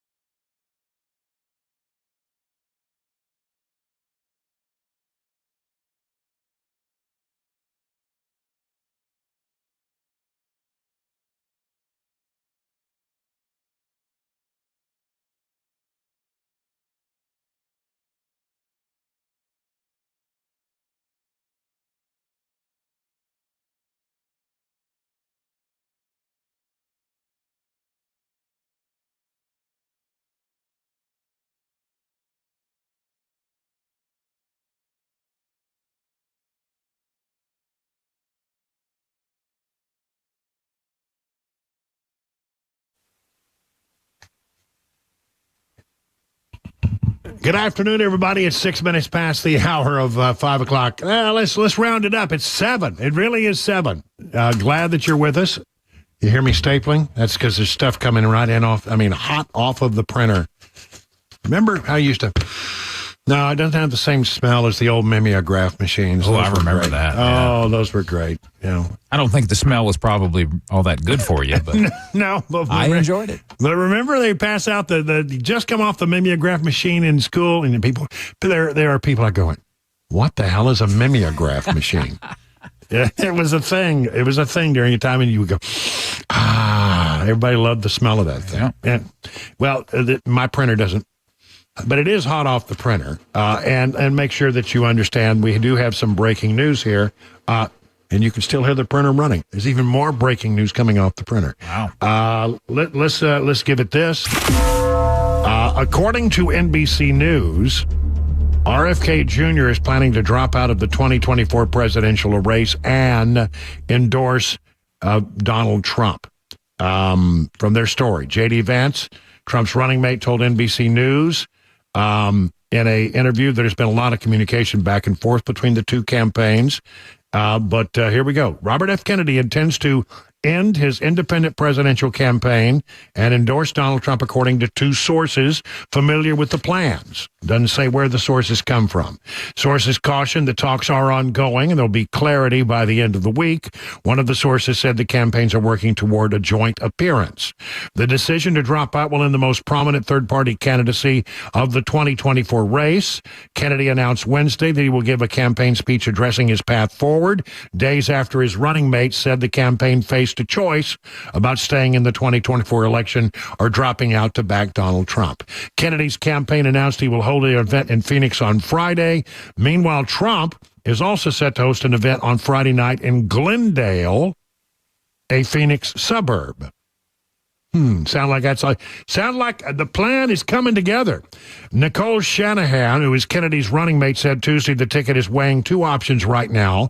One, to stay in the race and risk a Harris-Walz presidency, as she put it in a podcast interview, while the other option was to drop out of the race and join forces with Trump. Trump's running mate, J.D. Vance of Ohio, told NBC News in an interview Wednesday, been a lot of communication back and forth between Kennedy and the campaign. I haven't spoken to RFK personally, but I know there's been a lot of communication back and forth between RFK, between the campaign, between this campaign. Look, our argument to RFK, and I'll just make it right now, because, of course, he hasn't dropped out yet, is, look, if you want a Democratic Party that protected American workers and stood for strong borders, maybe disagreed with Republicans on things like tax policy, that party doesn't exist anymore. And he's right. On Tuesday, Trump told CNN he would be open to Kennedy joining his administration if elected. Asked if he'd consider putting him in the administration if Kennedy backed him and he won. Trump said, I probably would. I like him a lot. I respect him a lot.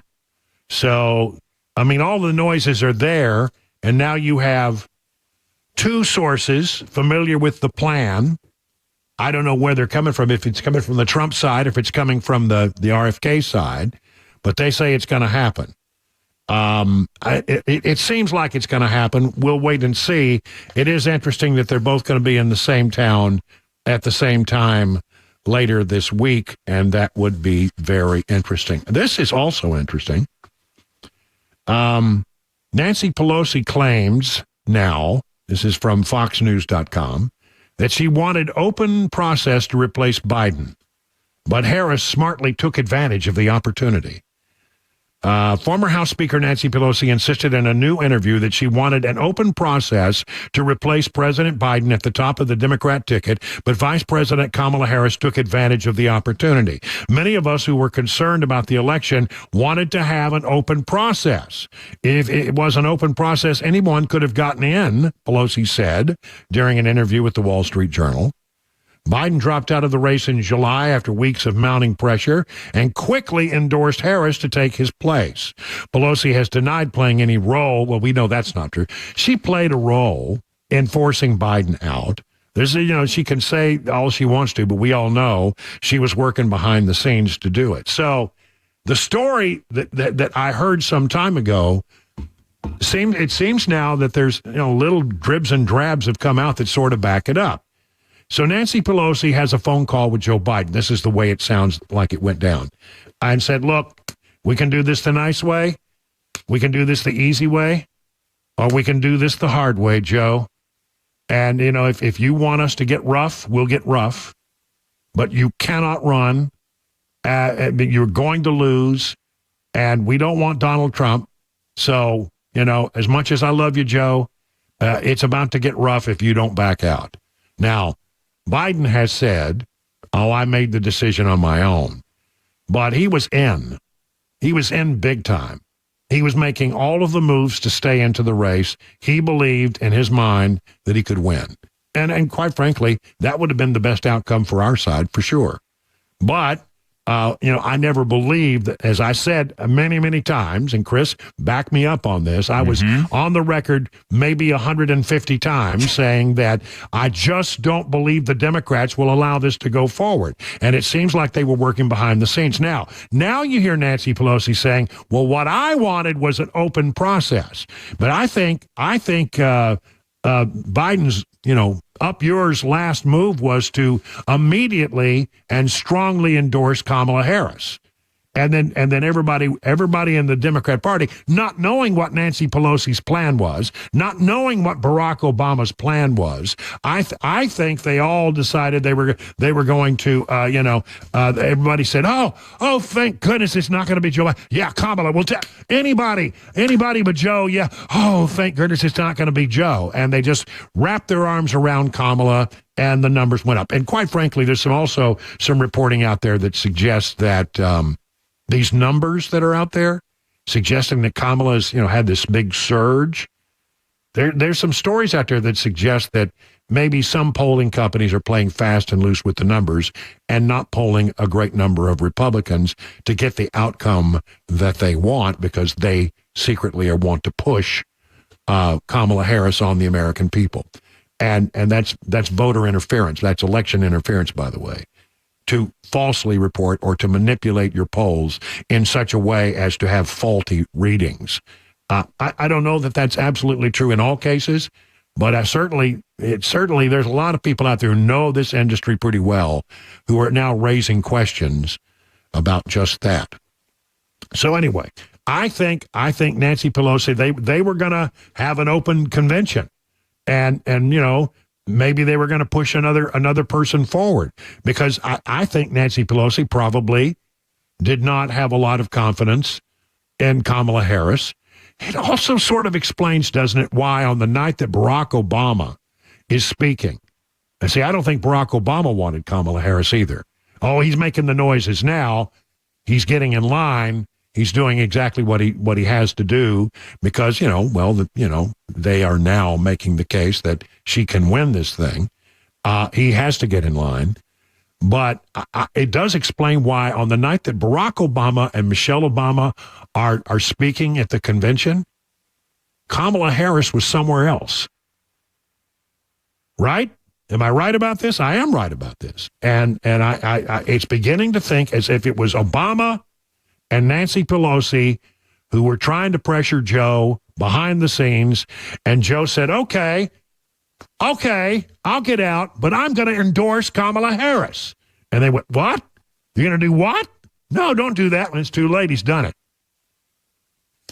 I think that's what happened. And I think, you know, as the history is written in this thing, that'll be exactly the way it comes down. We're going to hear from Tim Waltz, Tampon Tim, tonight at the convention. He'll introduce himself to a lot of people who don't know anything about him. And there's a story written here by the Wall Street Journal talking about it's going to be hard for him to run away from his liberal agenda that he had as governor of Minnesota, don't you know? Listen to this. I had not seen this before today, and I looked at it and I went, wow. From January to May of 2023, in a session of the state legislature, he rammed through, with help from others in the state legislature, the following legislation. Mandate pricing transparency for prescription drugs. Ban so-called forever chemicals. Guarantee tuition-free college for students with lower-income families, including undocumented migrants. Allowed undocumented migrants to obtain driver's license. Provide free breakfast and lunch for K through 12 students in public school. Protect broad access to abortions. Restore voting rights for felons. Added background checks for gun purchases. Allocated funding for a new affordable housing. Created a state-level child tax credit. Established family leave and medical leave paid, mandatory paid and family medical leave. Increased capital gains taxes on the rich in the state of Minnesota. Established protections for trans patients seeking what they call gender-affirming care and those who deliver it. Approve funding to replace lead pipes. Establish a goal to move the state utilities to 100% clean energy by 2040 and a measure to legalize recreational marijuana for adults. That's all in 3 months. And his fingerprints are all over that. So there you go. Pretty interesting record. Hard for him to walk away and say that he's a moderate in any way. Certainly not a moderate. Certainly a very progressive. And when Republicans say this is the most liberal Democrat ticket in history, I think they're right. It's hard to imagine a more liberal Democrat ticket than the one that the Democrats are tromping on us now, right now. We have not seen Harris put out any kind of paper or any kind of statement on the web, etc., as to what her policies actually will be. Oh, she says things on the campaign stump, but she doesn't give you any details, right? It's just like all this these feel-good one-liners that don't give you any detail as to what the policy actually entails. And we don't know anything. She won't answer any questions, so you can't get it that way. So since she has not released a policy page on her campaign website to detail her positions on key issues such as the economy and immigration, the Trump campaign has created one for her.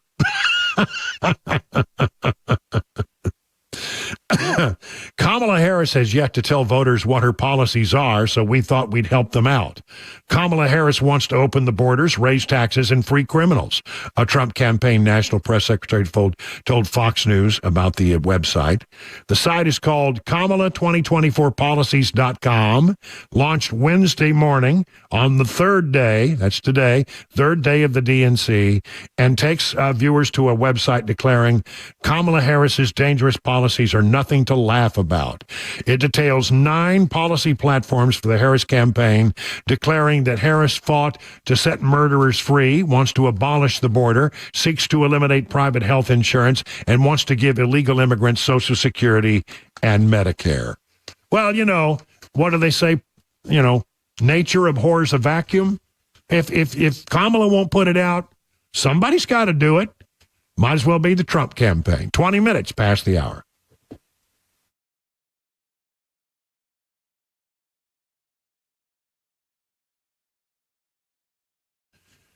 All right, if you have back pain, what that is likely pressure on your nerves in your lower back. Now, we wish it were true that there's some magic pill or some magic cream that you could apply that would resolve that issue, but honestly, that's not the way it works.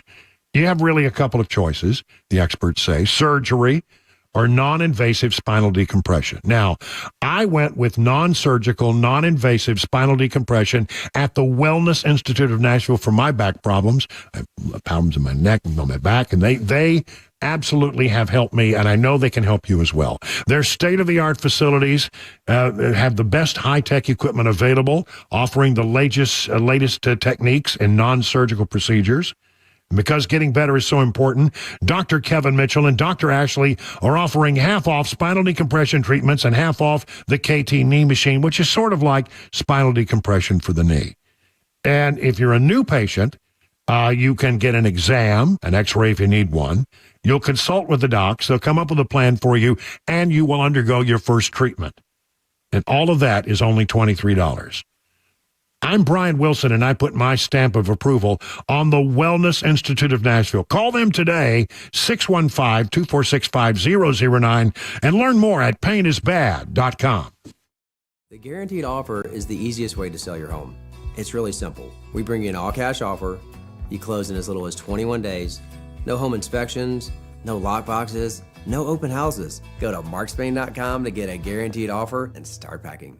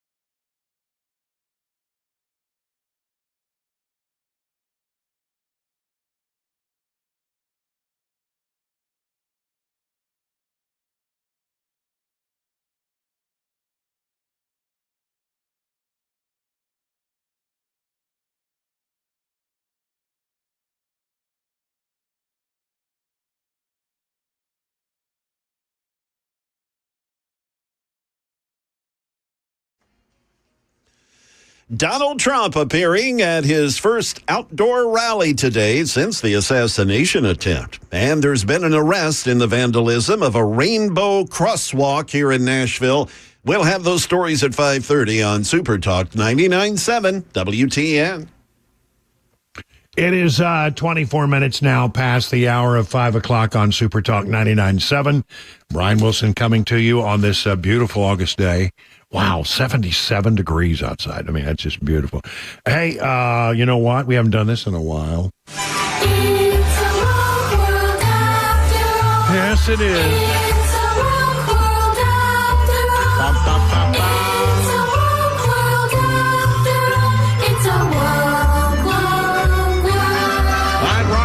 It's a woke world and not done. I thought they were done.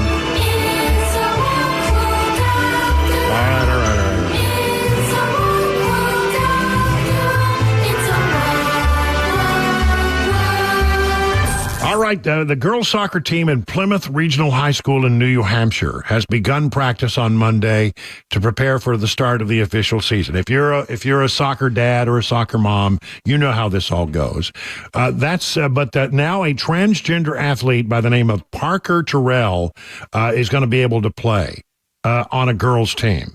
That's what a federal judge ruled on Monday after the families of two transgendered teens, 15-year-old Terrell and 14-year-old Iris Terrell, filed a lawsuit Friday, days before a new law went into effect that would have prohibited them from playing with teams that align with their gender identity. The court has overridden the rule. The suit came after Tyrell's school reached out to the teen's mother last Thursday, informing her that she would not be allowed to participate in soccer practice. Initial phases of the law, signed last month by Republican Governor Chris Sununu, were set to go into effect on Monday, the same day that soccer practice was scheduled to start. Now, the new law requires schools to designate teams as boys, girls, or co-ed. Eligibility for athletes under the law is determined based on the sex assigned on birth certificates or other evidence. Governor Sununu said in a statement following the signing, he said the bill ensures fairness and safety of women's sports by maintaining integrity and competitive balance in athletic competitions. Sununu's office did not immediately respond to a request for a comment.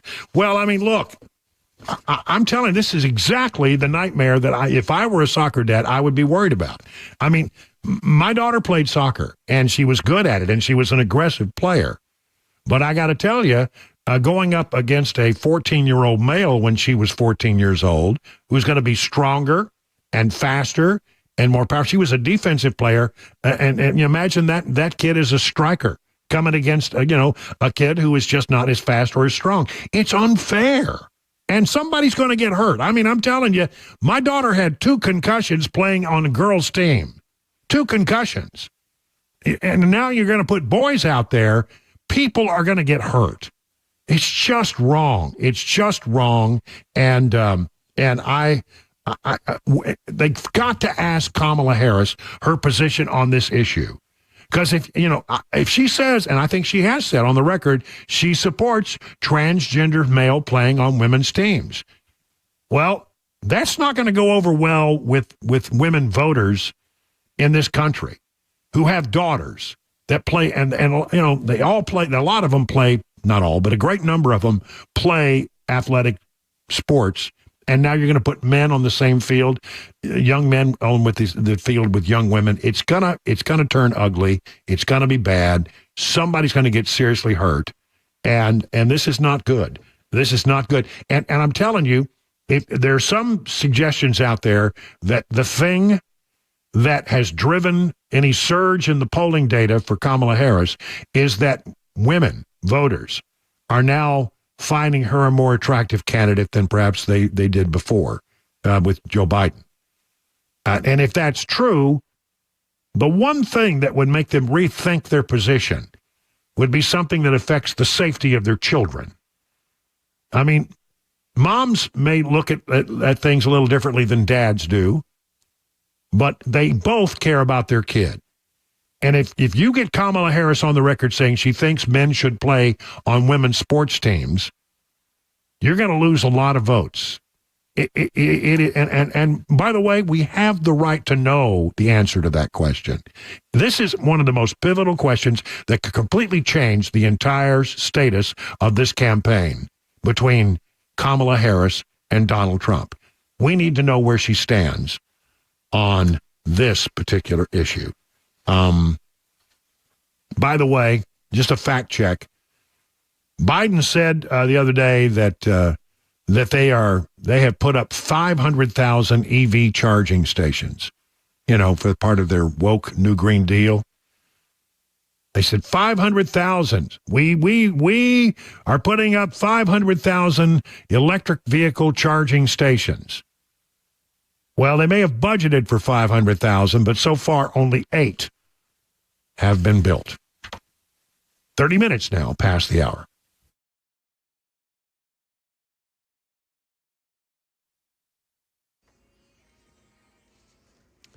Good afternoon. Yes, it's 5:30, and I'm Jay Harper with your top stories. Still plenty of sunshine. We're down to 78 degrees. Traffic and weather are coming up. Former President Trump spoke in North Carolina today at his first outdoor rally since last month's assassination attempt in Butler, PA. And due to new security measures in place, he was behind bulletproof glass.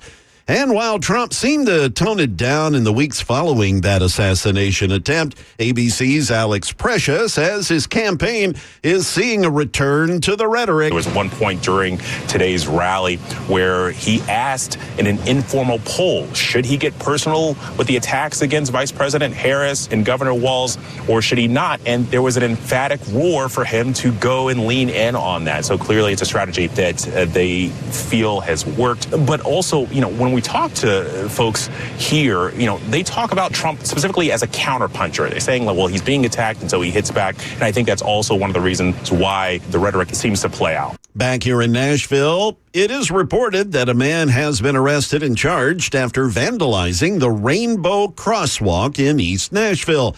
Police say 24-year-old Isaiah Tester was responsible for pouring black paint-like liquid over the crosswalk at South 14th and Woodland Streets back on July 2nd. Police received a tip that helped identify Tester as the suspect.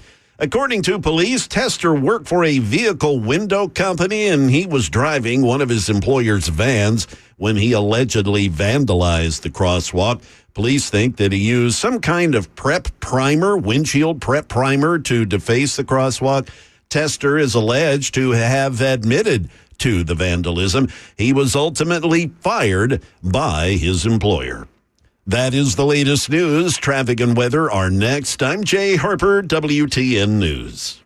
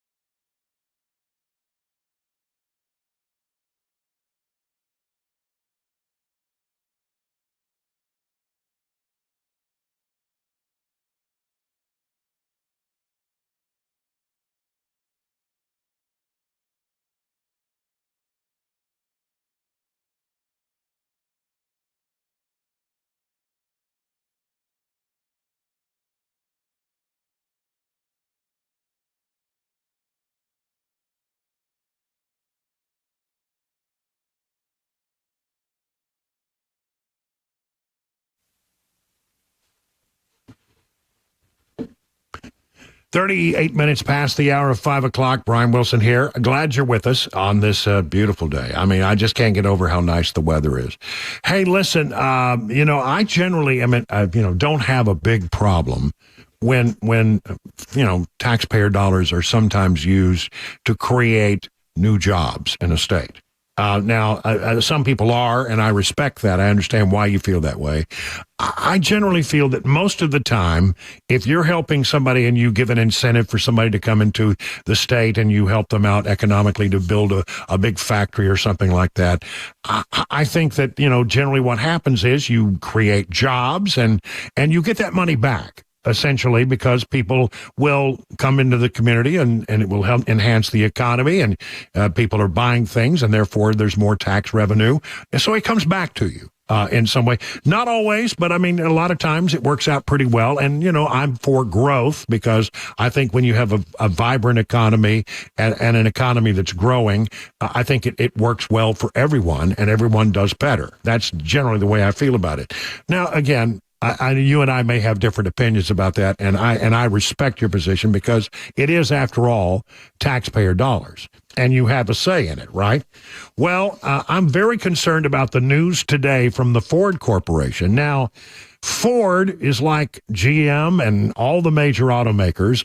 They're having problems selling their electric vehicles, right? They have a real problem. Their electric vehicles are just not selling. I mean, right now you can go onto the lot of a Ford dealership and they'll do anything. 0% financing. They'll do anything to get you to take one of their cars, and they lose money every time they sell an electric car because they're not getting a return on their investment. And they've been losing money. I read that there's something like a $5 billion loss on their electric vehicles. That's Ford. $5 billion. So lately, Ford and GM and the other major automakers have to basically come back and they said, look, we're just not going to be able to build as many electric cars as the Biden administration wants us to build. We're going to have to do something else because we just can't get there. There's no consumer demand for the product, or certainly not enough consumer demand for the product, and that's fair. I have been really concerned about this trend for some time now because why? Because the state of Tennessee has a big stake in a plant that Ford is building over near Memphis. We've committed $900 million to this project. It's a $5.2 billion plant where they were going to build electric trucks. Well, today, Ford let it be known that they're not going to be building some electric trucks, and that the trucks that they were going to build at the plant that's being built over there at Blue Oval City near Memphis, we're going to continue to build the plant, but we're not going to actually build any trucks out of that plant, electric trucks out of that plant, for another 2 years or more. So, I mean, it was supposed to be next year that they were going to be building electric trucks out of that plant at Blue Oval City. Now they're saying, well, we're pushing that off to 2027.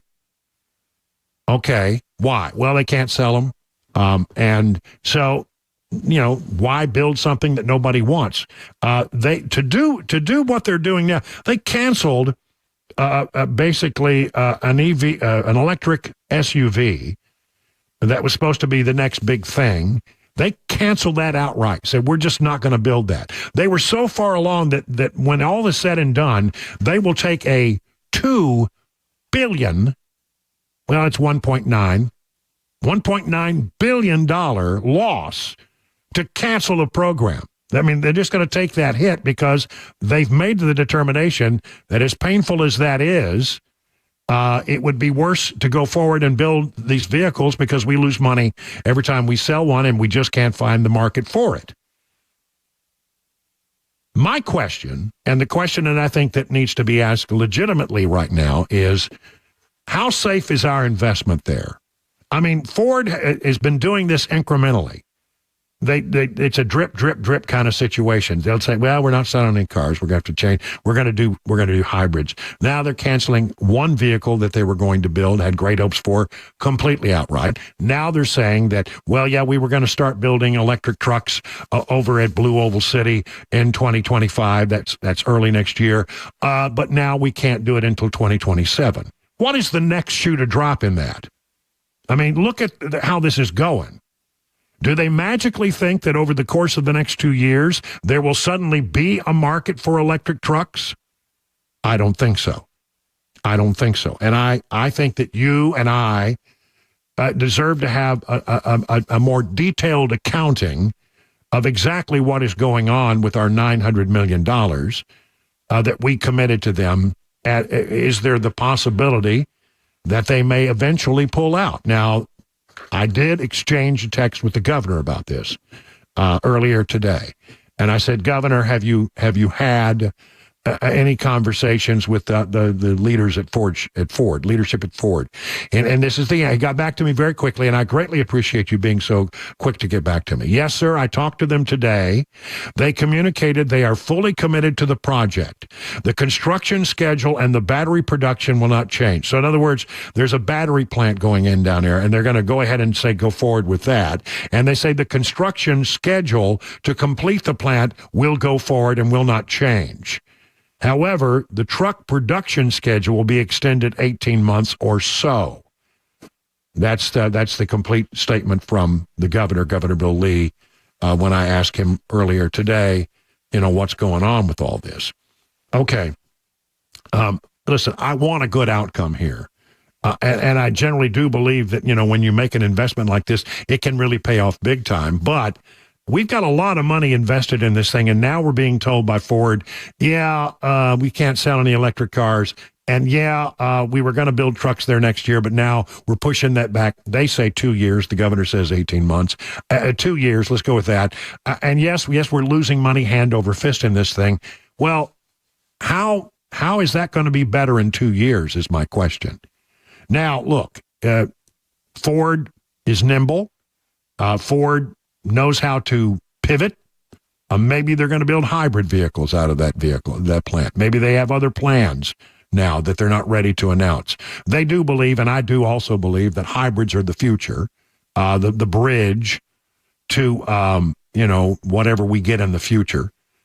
But in the meantime, I just say, keep an eye on this story. You have a real reason, and you have an investment in that plant, just like every other Tennessean has an investment in that plant. When they take our tax dollars and they give them to a big company and they say, here's what we're agreed to, and then all of a sudden they start changing the terms of what they agreed to, questions should be raised. We need to have a full accounting of exactly what, and we're talking about in nearly $1 billion of Tennessee taxpayer dollars. $1 billion. It's 900 million is what it is.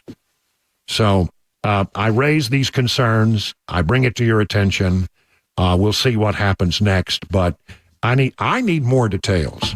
And I think Ford needs to come out forward and I think they need to come to Tennessee and hold a press conference and explain exactly what their plan is, because they owe that to the people who put up $900 million. And that's you and me.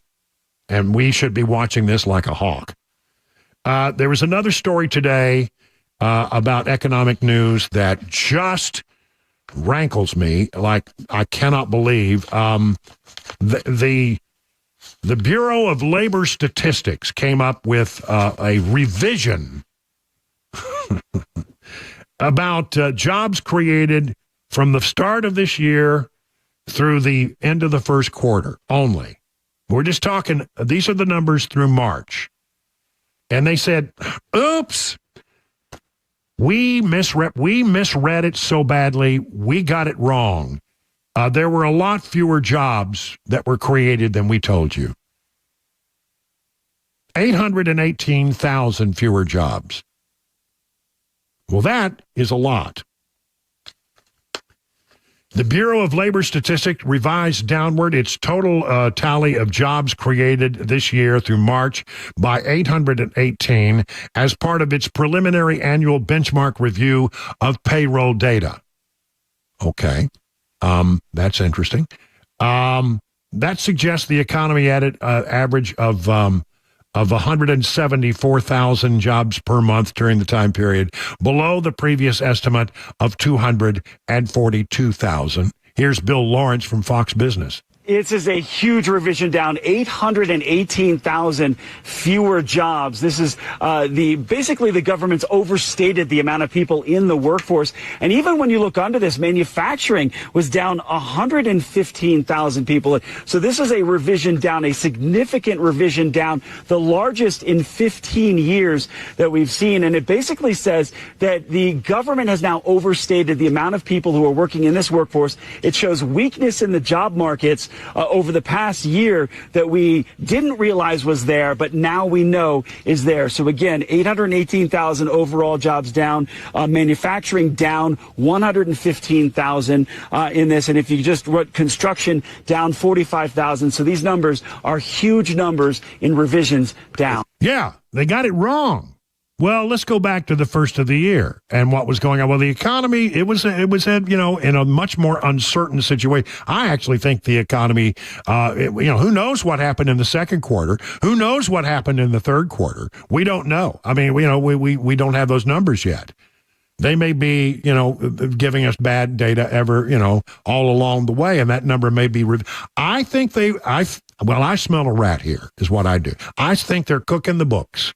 I think they were cooking these numbers because it was an election year and the economy was sort of teetering and tottering around, and there was great concern in a year when Joe Biden, and remember, he was the guy who was running at the time, Joe Biden was asking to be reelected, and the one thing you can't have when you're being reelected is an economy that's in the toilet and people losing their jobs, and maybe you don't want to hear the R word, recession, when you're running for reelection. And I think they were monkeying around with the numbers.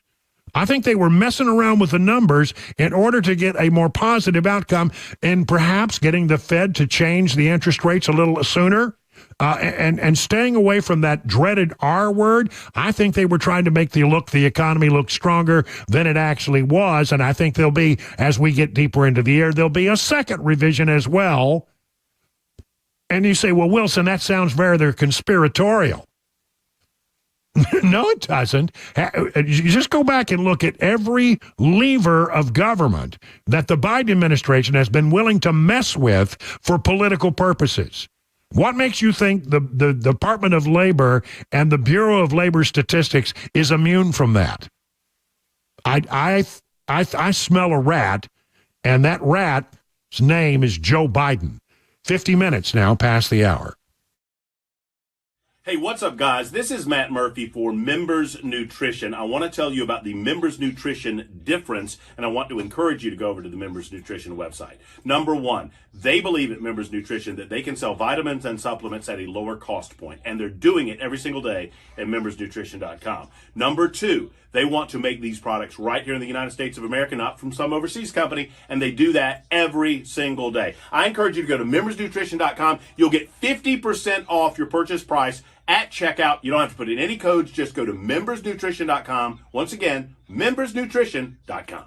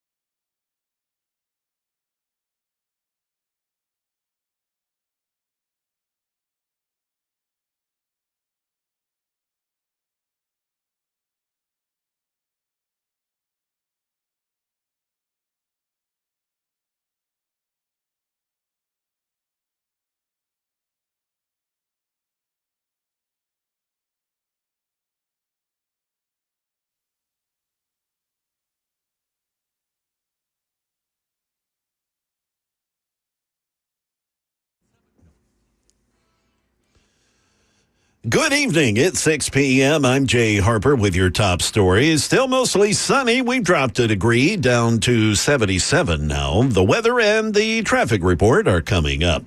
Minnesota Governor Tim Walz, he'll make his pitch to the American people tonight on night 3 of the Democratic National Convention in Chicago.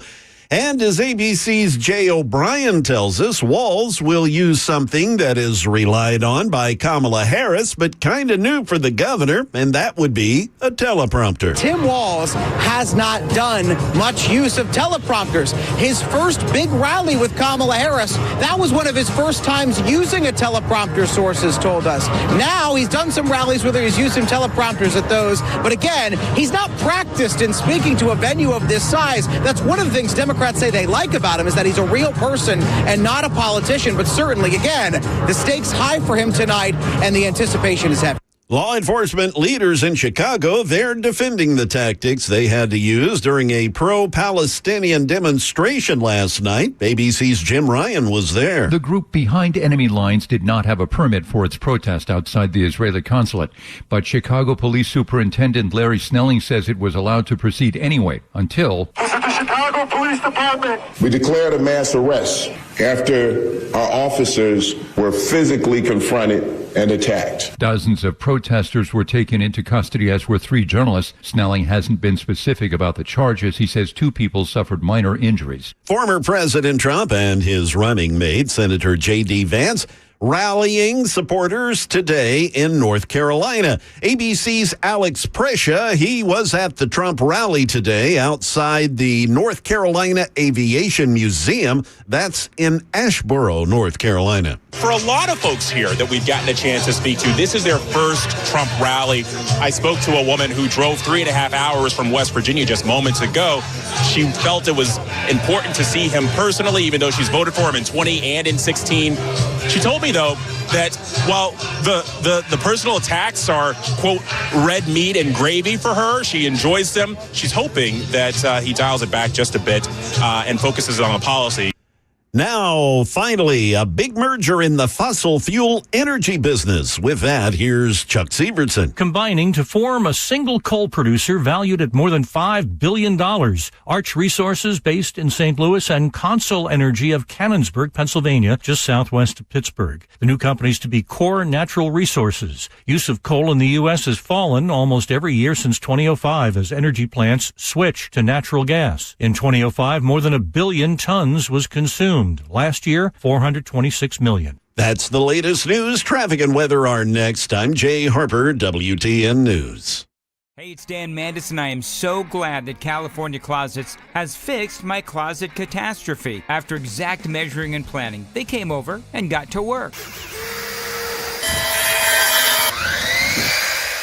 Yeah, once it was all plotted out on their 3D CAD system, the pieces are measured, cut, and precisely installed into my space. It was clean, fast, and professional, and above all, my new closets look and function great. Now, this was my dormer, and now this is my new dormer thanks to California Closets. Look at all of this added space for shirts and shoes, you name it, and it is cut so precisely, simply amazing. And my old closet that has now been reborn as the ultimate in style and functionability, making the best use of the space that I had. They can work on just about anything: bedrooms, garages, home offices, closets, pantries, and so much more.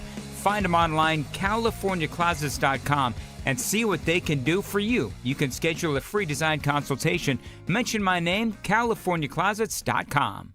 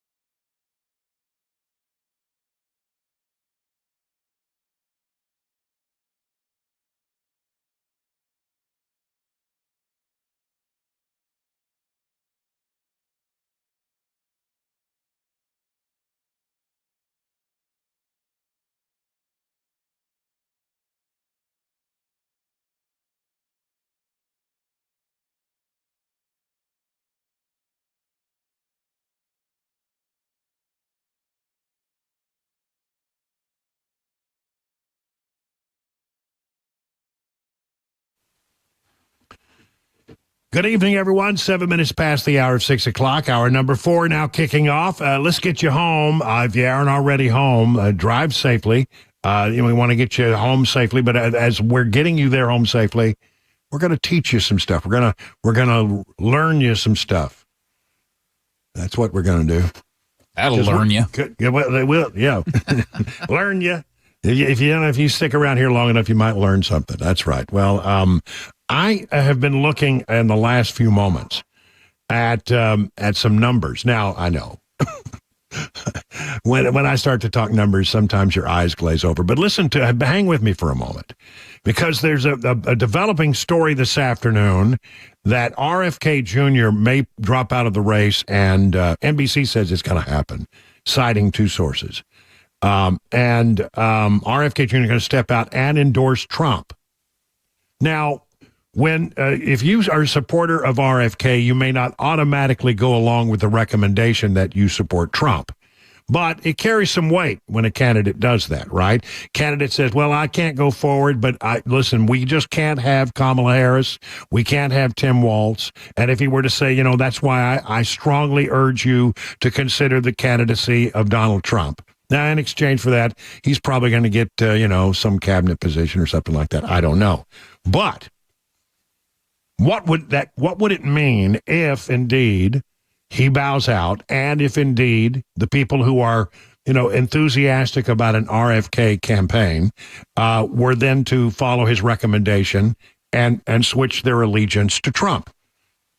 Looking at it from an initial standpoint, I can see some real advantages here. Now, the first thing I'm going to tell you is I have some doubts about the validity of some of these polls that have Kamala Harris up, like 3-4 points in the national election and now dominating many of the battleground states. I read a story today. It resonates with me. John McLaughlin, who's a very well-respected Republican pollster, says, look, there are some people playing some game. There's a lack of integrity in some of these polls, and that what they want to do is they want to bolster and bolster Kamala Harris because they hate Trump, and that those numbers are being juiced by having the counting of more Democrats than Republicans, and so therefore she looks better than she really is. And you know what? I can believe that. I can believe that's happening. But let's just say for a moment that they're accurate. And I don't think that they're completely accurate. And I think that you need to look at those polls askance. It'll be, there's one, just to sort of before I get into this, there is something that happens in an election when sometimes somebody says, well, it's the Democrats out in front, the Democrats out in front, the Democrats out in front. And then as we get down to the last days of the election, suddenly the level of lead that Democrat has shrinks dramatically just before the election. Why? Because pollsters know that they'll be judged on their final number. And, we're trying to help that candidate as much as we can by trying to show that they've got some momentum and that they have a winning campaign. But really, when it comes down to it, we don't want to be called wrong at the end of the day. So then they come clean, I think, sometimes at the very end. Sometimes I think, honestly, I think Republicans mess with the polls as well. But let's just assume for the moment that there's been a surge. And let's assume that RFK is out. Let's assume for a moment that he endorses Trump. And then let's assume that the people who supported RFK are going to follow that endorsement. What would it mean? A lot of assumptions there, right? Well, in the general election number, Economy and The Economist and YouGov have a poll out. Now, I'm not big on YouGov polling, but they have her leading by, I think it's 3. That's right, 3. RFK Jr. has 3% of the vote in that poll. That would even it up. ABC has Harris up by 4 in the national poll. This is a national poll, popular vote. But in that particular poll, RFK polls at 5. So if, that would put Trump up by 1 if all of the people who support RFK move over to Trump because RFK has endorsed Trump. CBS has Harris up by 2. And in that general election number, RFK has 2% of the vote. So that would bring things to an even tie. I don't worry so much about the general election numbers because general election numbers are a popular vote. You can win the popular vote and still not win the presidency because you need to look at the battleground numbers and you need to look at the electoral college numbers. So let's do that, shall we? Wisconsin. Rasmussen report says that it's a tie right now between Trump and Harris. But RFK in that same poll is polling at 4%. Well, that would put, if they all went over to Trump, that would put Trump up by 4 in Wisconsin. That would be huge. That would be huge. Here we go. Let's take a look at Michigan. Rasmussen report says that Harris is leading in Michigan by 3. But in that very same poll, RFK was pulling 4% of the vote. That would tie things up and give Trump a slight lead if that were to happen. Arizona. Right now, Trump is leading by 1 in Arizona. That's pretty tight. He was doing much better earlier. But in that same poll, RFK is pulling 5% of the vote. Well, that would put Trump at +6. Pennsylvania. Harris is leading by 1, but in that very same poll, RFK is leading by, has garnered 5 points in the poll. Harris up by 1, but RFK in that very same poll has pulled about 5% of the vote. If those 5% went to Trump, that would put Harris behind and Trump up by 4? So there you go. I mean, it would have a real impact. And again, it remains to be seen exactly what's going on there. But again, reporting from NBC News is RFK Jr. is planning to drop out of the 2024 presidential race and endorse Trump. And the bottom line is, in many of these battleground states, that would be a game changer to pick up the 3, 4, 5% that RFK has garnered. Okay? So, something to watch. Something to watch. Now, Trump was out on the campaign trail today talking about national security. And he talked about, for example, things went awry for Joe Biden when he tried to get out of Afghanistan in a hurry. He said, I wanted to get out of Afghanistan, but I was going to do it in a different way. Under my leadership, we were getting out of Afghanistan, but we were going to get out with dignity, pride, and with strength. When I left office, we had not lost a single service member in the combat in Afghanistan in more than 18 months. And then we had that horrible day where we lost so many, and so many were so badly hurt. Arms, legs gone, face just obliterated. We lost so many great people that day. Nobody talks about the people that were so badly injured. They never mention them. I always mention them. All over the world, our adversaries knew that America was not to be trifled with. When I was your commander-in-chief. And you know that's true. That is really true. That really during Trump's presidency, he makes the point, and he's right. China didn't get too adventurous. Russia was not in Ukraine. Iran's proxies had not attacked Israel. All things that happened during the Biden administration. But, you know, I got along with him. It's good to get along with these countries. I got along with China. That wouldn't have happened. What's happening right now, they're planning an attack on Taiwan. There's no question about that. That wouldn't have happened. It wasn't going to happen. They knew that you weren't allowed to do that. Putin would have never gone into Ukraine. Israel would have never been attacked. It's a sad, sad situation. He's right about all those things. And he said, you know, look at the state of the world right now. We got the war between Russia and Ukraine. Probably wouldn't have happened under Trump.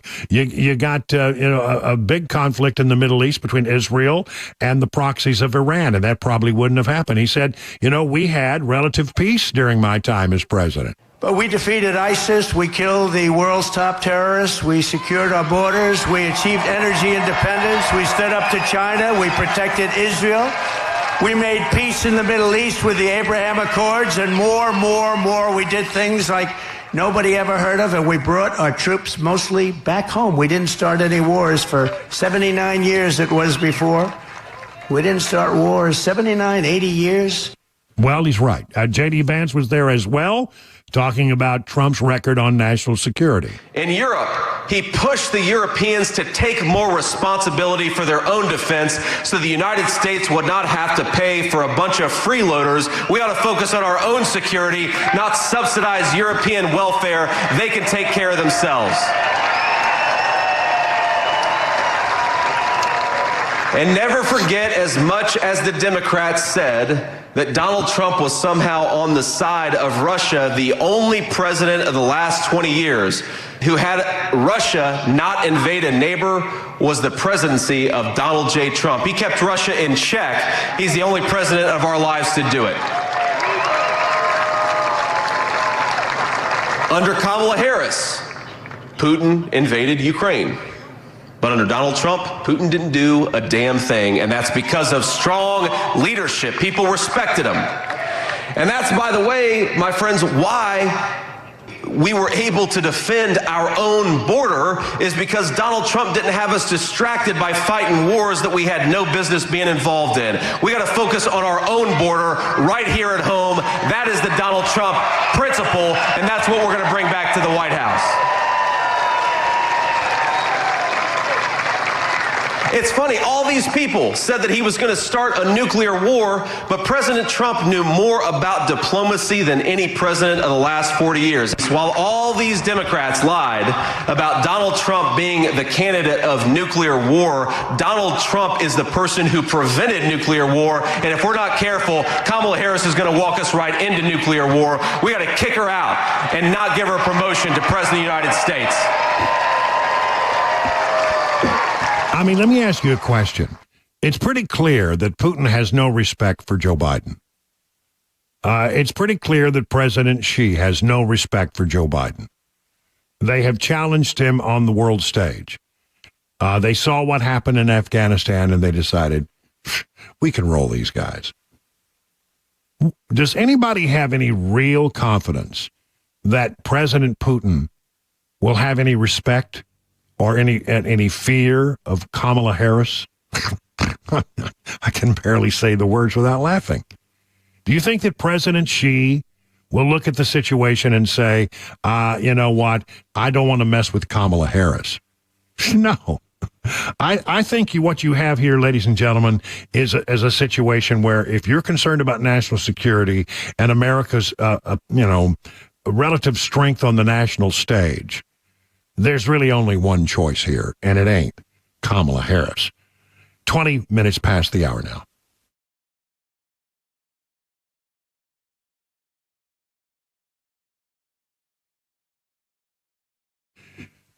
You didn't know it, I bet, but gold is up 78% over the last 5 years. Silver is up 99% in the same time period. Meanwhile, the U.S. dollar has lost 25% of its value since 2020. The government-induced inflation is stealing your wealth, and it doesn't seem that Washington, D.C. has any plans to stop. Now, gold and other precious metals are a great shield against inflation theft.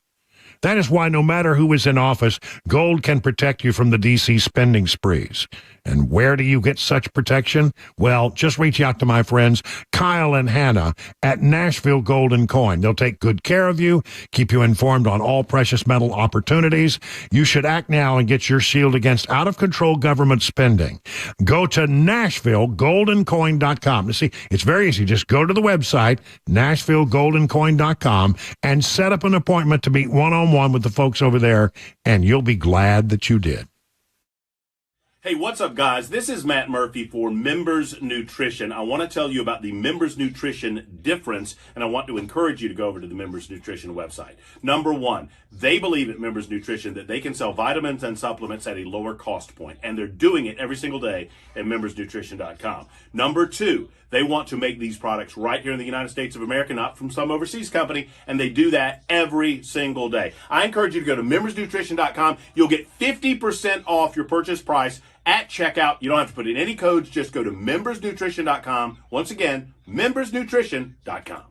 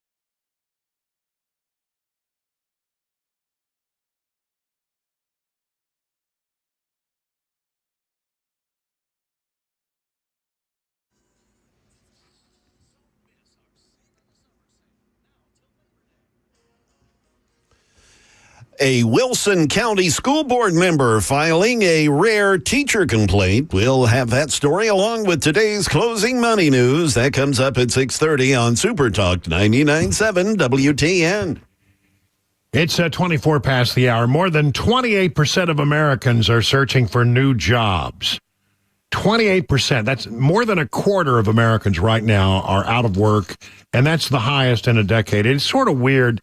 People's fears of losing their job are at the highest point in the New York Fed survey 10-year history, even though the unemployment rate remains low.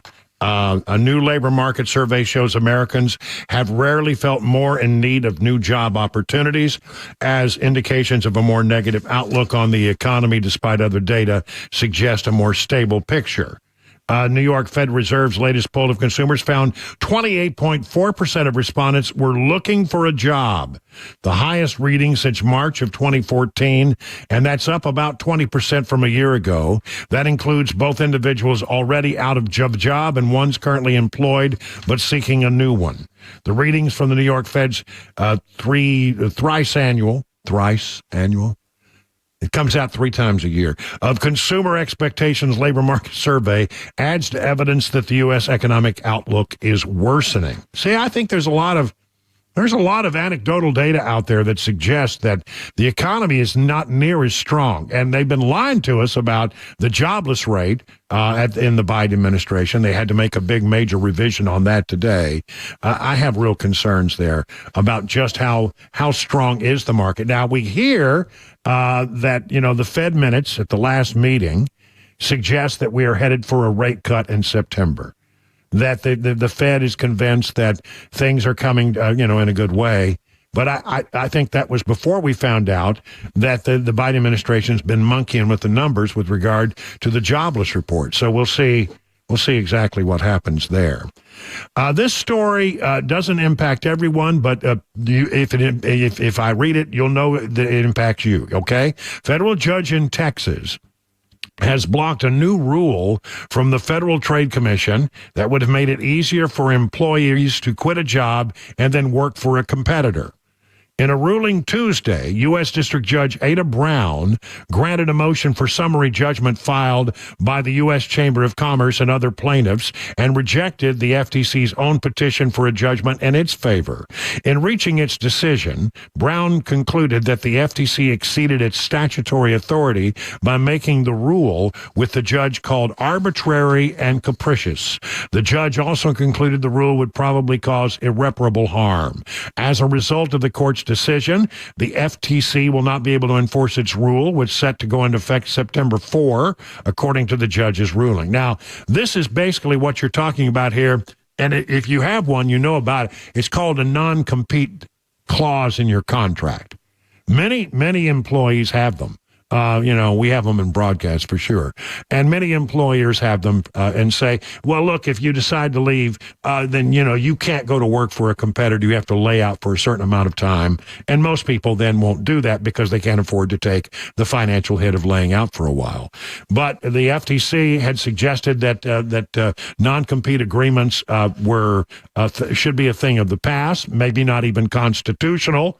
But the Chamber of Commerce of America went to court and said, no, we want to stand on the side of business. You're going to irreparably harm businesses if you do away with, banning non-compete language in contracts. And so as it stands right now, the matter is dead. Non-compete contract clauses are still valid, although it could be challenged. We'll see what happens in the days ahead. It's like I say, in broadcast we have it. But a lot of businesses have non-compete language. Because you invest in somebody, and you build them up, and you build. They become an important part of your business, and then they just leave and go to work for a competitor, and you say, well, wait a minute, you know all my trade secrets, you know all my customers, you know a lot about us, and now you can take advantage of that information. So I can understand why businesses have a concern. I also, do think that it is sort of wrong to tell somebody you can't leave a job and go find another job in the same industry in the same town. Doesn't seem right, does it? I don't know. One way or the other, interesting. Well, and the economic news that's out there right now, I got to tell you, as I look around at some of the anecdotal evidence that's out there, it seems to me that that the Biden administration is probably going to be found in retrospect when we all get all the details, when the story is finally told, that the Biden administration has been puffing up economic data in a way to make it look like our economy is stronger than it was. Why? They wanted to have a rate cut before the election to show that the economy's headed in the right direction, and they wanted to make sure that they stayed away from any talk of the dreaded R word, which is can really kill a campaign if you're the incumbent, and that is recession. And I think that when the story is completely known and told, and we won't know this for months and months and months and months, but when the story finally comes out, and it will come out, I think we're going to find that there was a lot of juicing of the numbers, and we deserve better than that. We deserve accurate data from our government. 30 minutes past the hour.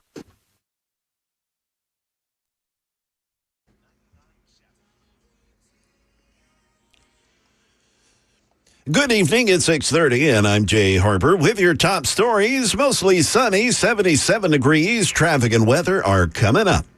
News 2 reporting a Wilson County Teacher of the Year will go before an ethics committee after a complaint was filed against her by newly elected school board member Greg Holman. In the complaint, the teacher allegedly posted online about an interaction between Holman and another teacher during a parent-teacher conference and claimed that the school board member was yelling at the teacher. The complaint filed by Holman said the teacher concocted the whole story, and Holman is now asking the teacher to be held accountable and is also asking for a public apology from the school. We now turn to today's closing money news with Daria Olbinger. From ABC News, Wall Street now stocks held steady midweek. The Dow closed up 56 points, the S&P rose 24, and the NASDAQ closed up 102 points. The minutes from the Fed's latest meeting are out, and most members agree that they likely will cut their benchmark interest rate when they meet in September. Chair Jerome Powell could have more to say about it in his speech at the Fed's annual conference in Jackson Hole, Wyoming, later this week.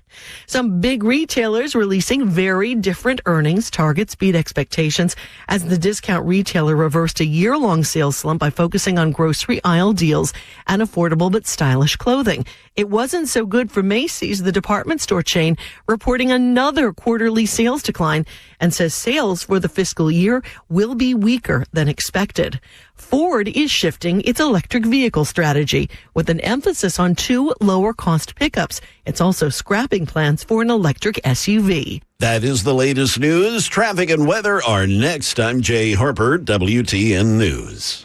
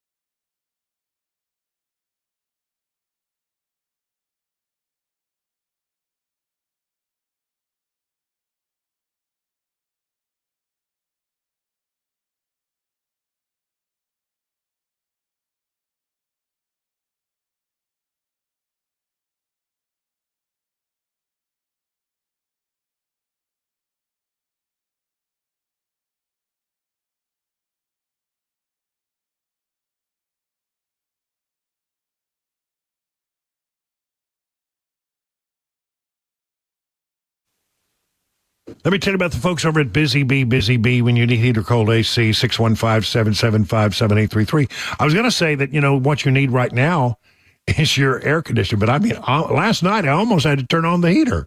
It was really nice last night. Well, whatever it is, if your HVA system is giving you problems, and well, it's on its last leg, then that happens. They don't last forever. You have to replace them from time to time. If you want to purchase a new high efficiency HVAC system, you would be eligible to register and win the Healthy Hive giveaway. This is a giveaway for schools. You would, if you win, you'll get to give $2,000 sponsorship to a local school of the winner's choice, as long as the school is within the Busy Bee service area, not out of region, not out of state. Now, another thing that you can do, if you become a member of the Beehive Club, this is, again, another back-to-school special. You can buy a Beehive membership for $99. That's where they start, and give a free Beehive membership to a teacher, a faculty member, a member of the staff of any local school or higher education institution within our service area. Again, the school must be within the service area. Other things that you might want to think about, some plumbing specials for the month of August, $300 off a tankless water heater conversion, $500 off a main drain and main water line replacement. Need a home water line repipe, $700 off. So you can really save some money. Here's the number, 615-775-7833. Learn more by going to the website busybeehvac.com. Hey, it's Dan Mandis, and I am so glad that California Closets has fixed my closet catastrophe. After exact measuring and planning, they came over and got to work.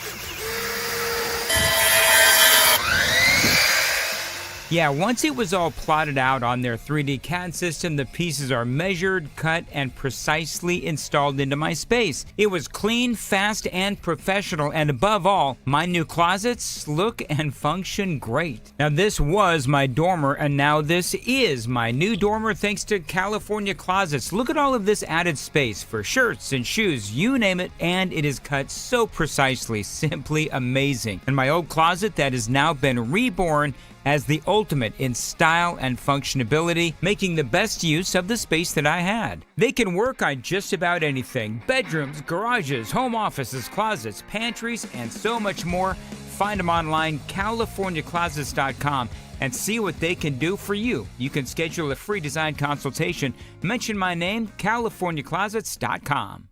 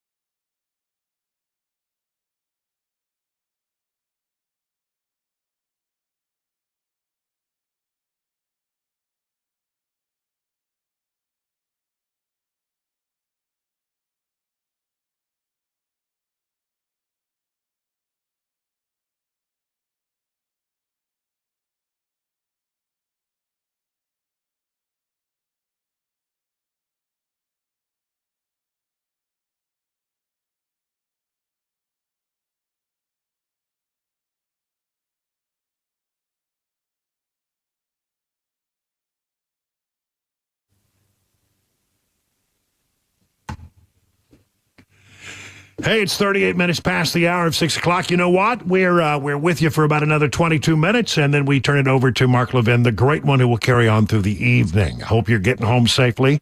I hear in the distance, Cabana Wife has gotten home. She's mowing Grogu's garden. Oh. Can you hear it? I mean, I bet I could make. Oh, there it is. Yeah, there it is. Yeah. If I turn off the magic machine, you can hear it. Yeah, she's out there mowing, and I feel guilty. She's going to make you pay for that one, I bet. Now, she gets the garden. I get the rest of the 2 acres. So okay. I'll do my part before it's all over with. There's some stories that I just, I feel like we've been hitting so much hard news, and some of it's not all that pleasant. We need to have a little fun. So let's go through some stories. Well, some of them are fun, some of them are not fun, but it's not heavy news, all right? Massachusetts officials shut down a boys' charity ice cream stand. Can you believe this? There's always somebody in every situation that has to spoil a good thing, right? So here's a 12-year-old boy, Norwood, Massachusetts. That tells you everything you need to know. He's 12 years old. His name is Danny Doherty. And his mom, Nancy Doherty, they began a small stand in their neighborhood, and they make homemade ice cream, and apparently it's pretty good stuff.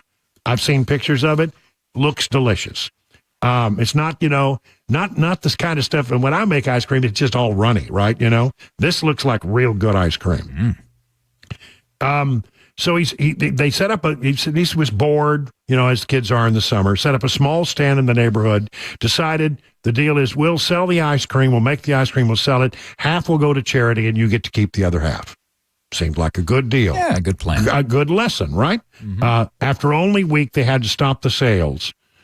I think the most disappointing part was that one of our neighbors, somebody driving by, decided to take time to complain about a kid's stand. I'm really not mad. I'm just disappointed that it happened. You see, basically what happened is that the city sent them an email. And by the way, they'd done real well. They'd made like $64. And I'm thinking more than like 120, but they got to keep half of it went to charity and half of it he got to keep. The kid's learning a lesson about entrepreneurship, right? Yeah. And so then they got an email, received an official, actually a letter. They actually bothered to send a letter in the mail from the town of Norwood Board of Health. The Norwood Health Department has received a complaint that you are making and selling scooped ice cream and cookies at your residential property. The Massachusetts Food Code does not allow for the sale of ice cream made in the home. Please desist these activities. I wonder who in the world bothered. Just so wrong. We had so many people, she said, she decided instead of throwing the ice cream away, the mom said, I tell you what we're going to do. We're just going to give it away to friends and family, but we'll accept donations to our charity. There you go. We had so many people show up to support us. We ran out of ice cream in 10 minutes, but we raised $1,000. Wow. Now, see, there's a good end to that story, nice, right? Yeah. Yeah, the bureaucrats got in the way of a nice, generous thing. This mom was teaching the kid a lesson about how to, build a business and doing a good thing. Not only was the kid earning a little money, but giving a half of it to charity. I mean, it was a win-win-win thing until, the government got involved. But at least the neighbors decided, we'll make this right. And they raised over $1,000 for charity. I have to hope that, and this is just me looking for the positive in it, I guess, but you have to hope that the city, once they received the complaint from whoever it was that lodged the complaint, the city didn't realize that this was a child doing this. I don't know. Yeah, maybe they thought that, this is just somebody trying to run a business out of their home. Maybe there is something like that, but I mean, I don't think so. I think it wouldn't have mattered to them one way or the other. That's killjoys that they are. Yep. All right. This is a bit of sad news. I think. I think it's sad news, but there's a good side to it. J-Lo is back on the market. I don't think anyone wants to go there now. Well, I don't know. She and Ben Affleck have broken up. Lopez has filed for divorce from Ben Affleck. So Bennifer, round 2 is over. See, the thing when you say Bennifer, that's Ben Affleck and Jennifer, but he has a thing for Jennifers. That's right. His other ex is Jennifer Garner. That's right. Who I met one time, and I have a picture of me and Jennifer Garner. Yeah. At a big dinner. I was wearing a tux. She looked great. She was so nice. And I sent it around and showed it to everybody and said, why are you sending me this picture? I said, I'm showing it to everybody. I met Jennifer Garner.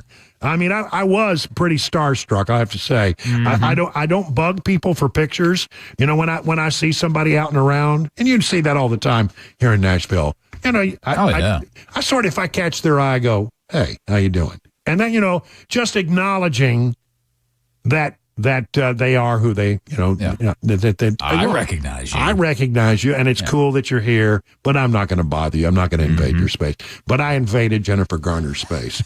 Sorry. I went over, and she was sitting at a table next to mine. And Ben was there, too, by the way. They were married at the time. And I said, I never do this.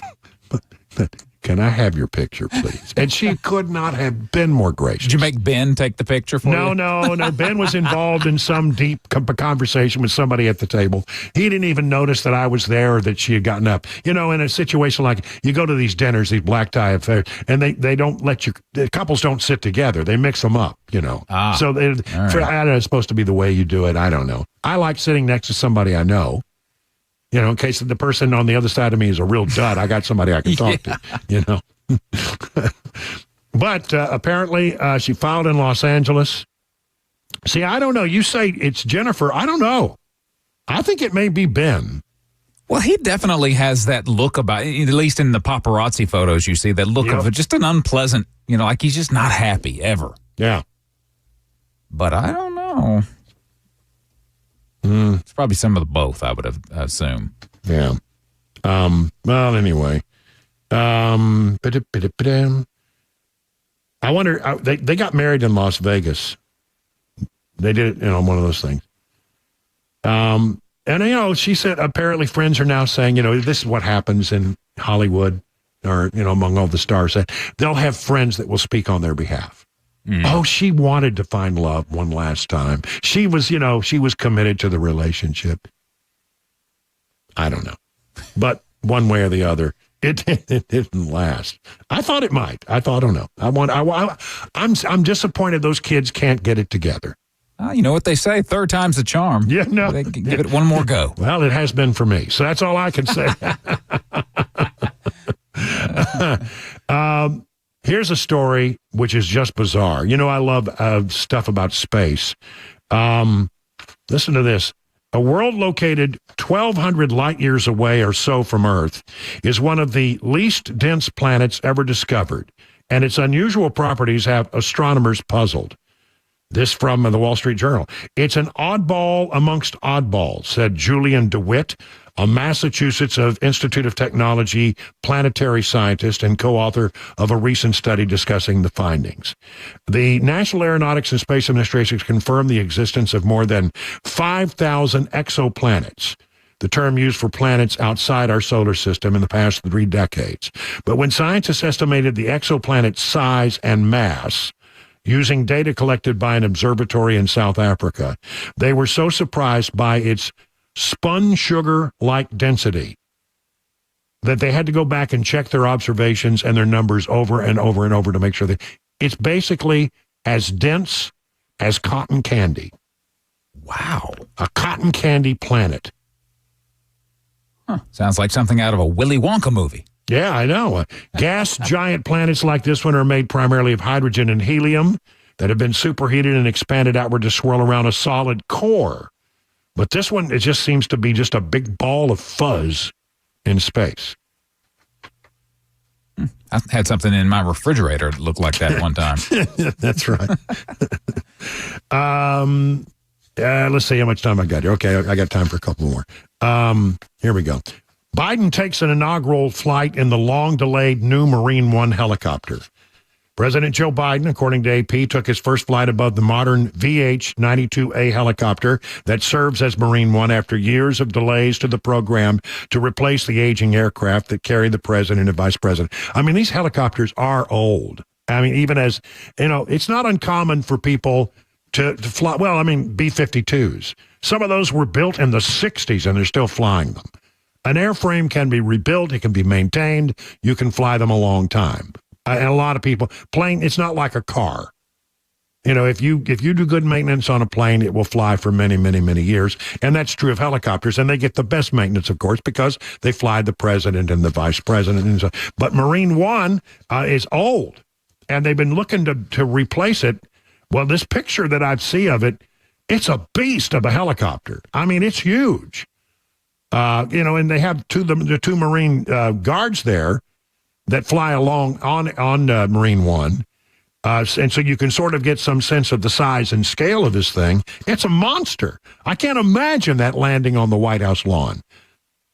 You know what they do is they take a little target and put it out on the lawn, stake it in, and it's just a little piece of plyboard target to show them where to put the wheels.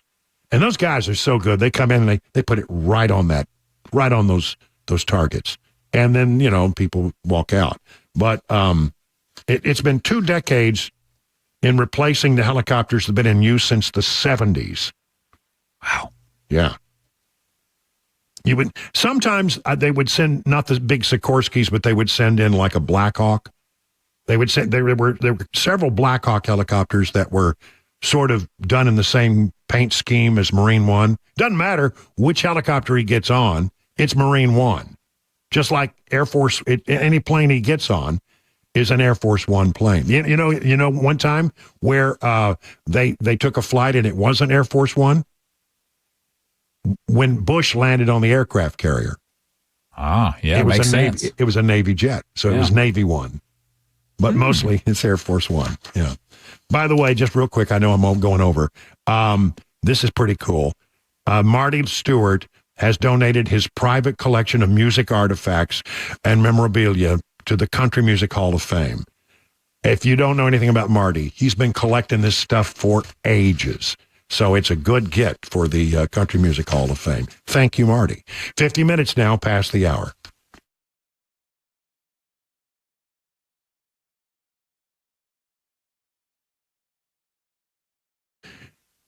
Starting to think about back to school and sports physicals? Well, Grace Point Healthcare provides complete physicals for kids of all age. You see, here's the thing about Grace Point. They are affordable, they are comprehensive, and they're convenient. You know, if you need medical care in a hurry, it's hard to get sometimes. I mean, how many times have you called your doc or tried to set up a new appointment and say, yes, we're accepting appointments 6 months from now? Well, if you need a doctor, you don't want to wait 6 months, right? You need it now. And that's the great thing about Grace Point, affordable, comprehensive, and convenient. And they will see you the next day or the same day, depends on how it goes. But, I mean, you're never going to have to wait weeks and weeks to see the doc. That's modern medicine at your convenience, delivered the old-fashioned way.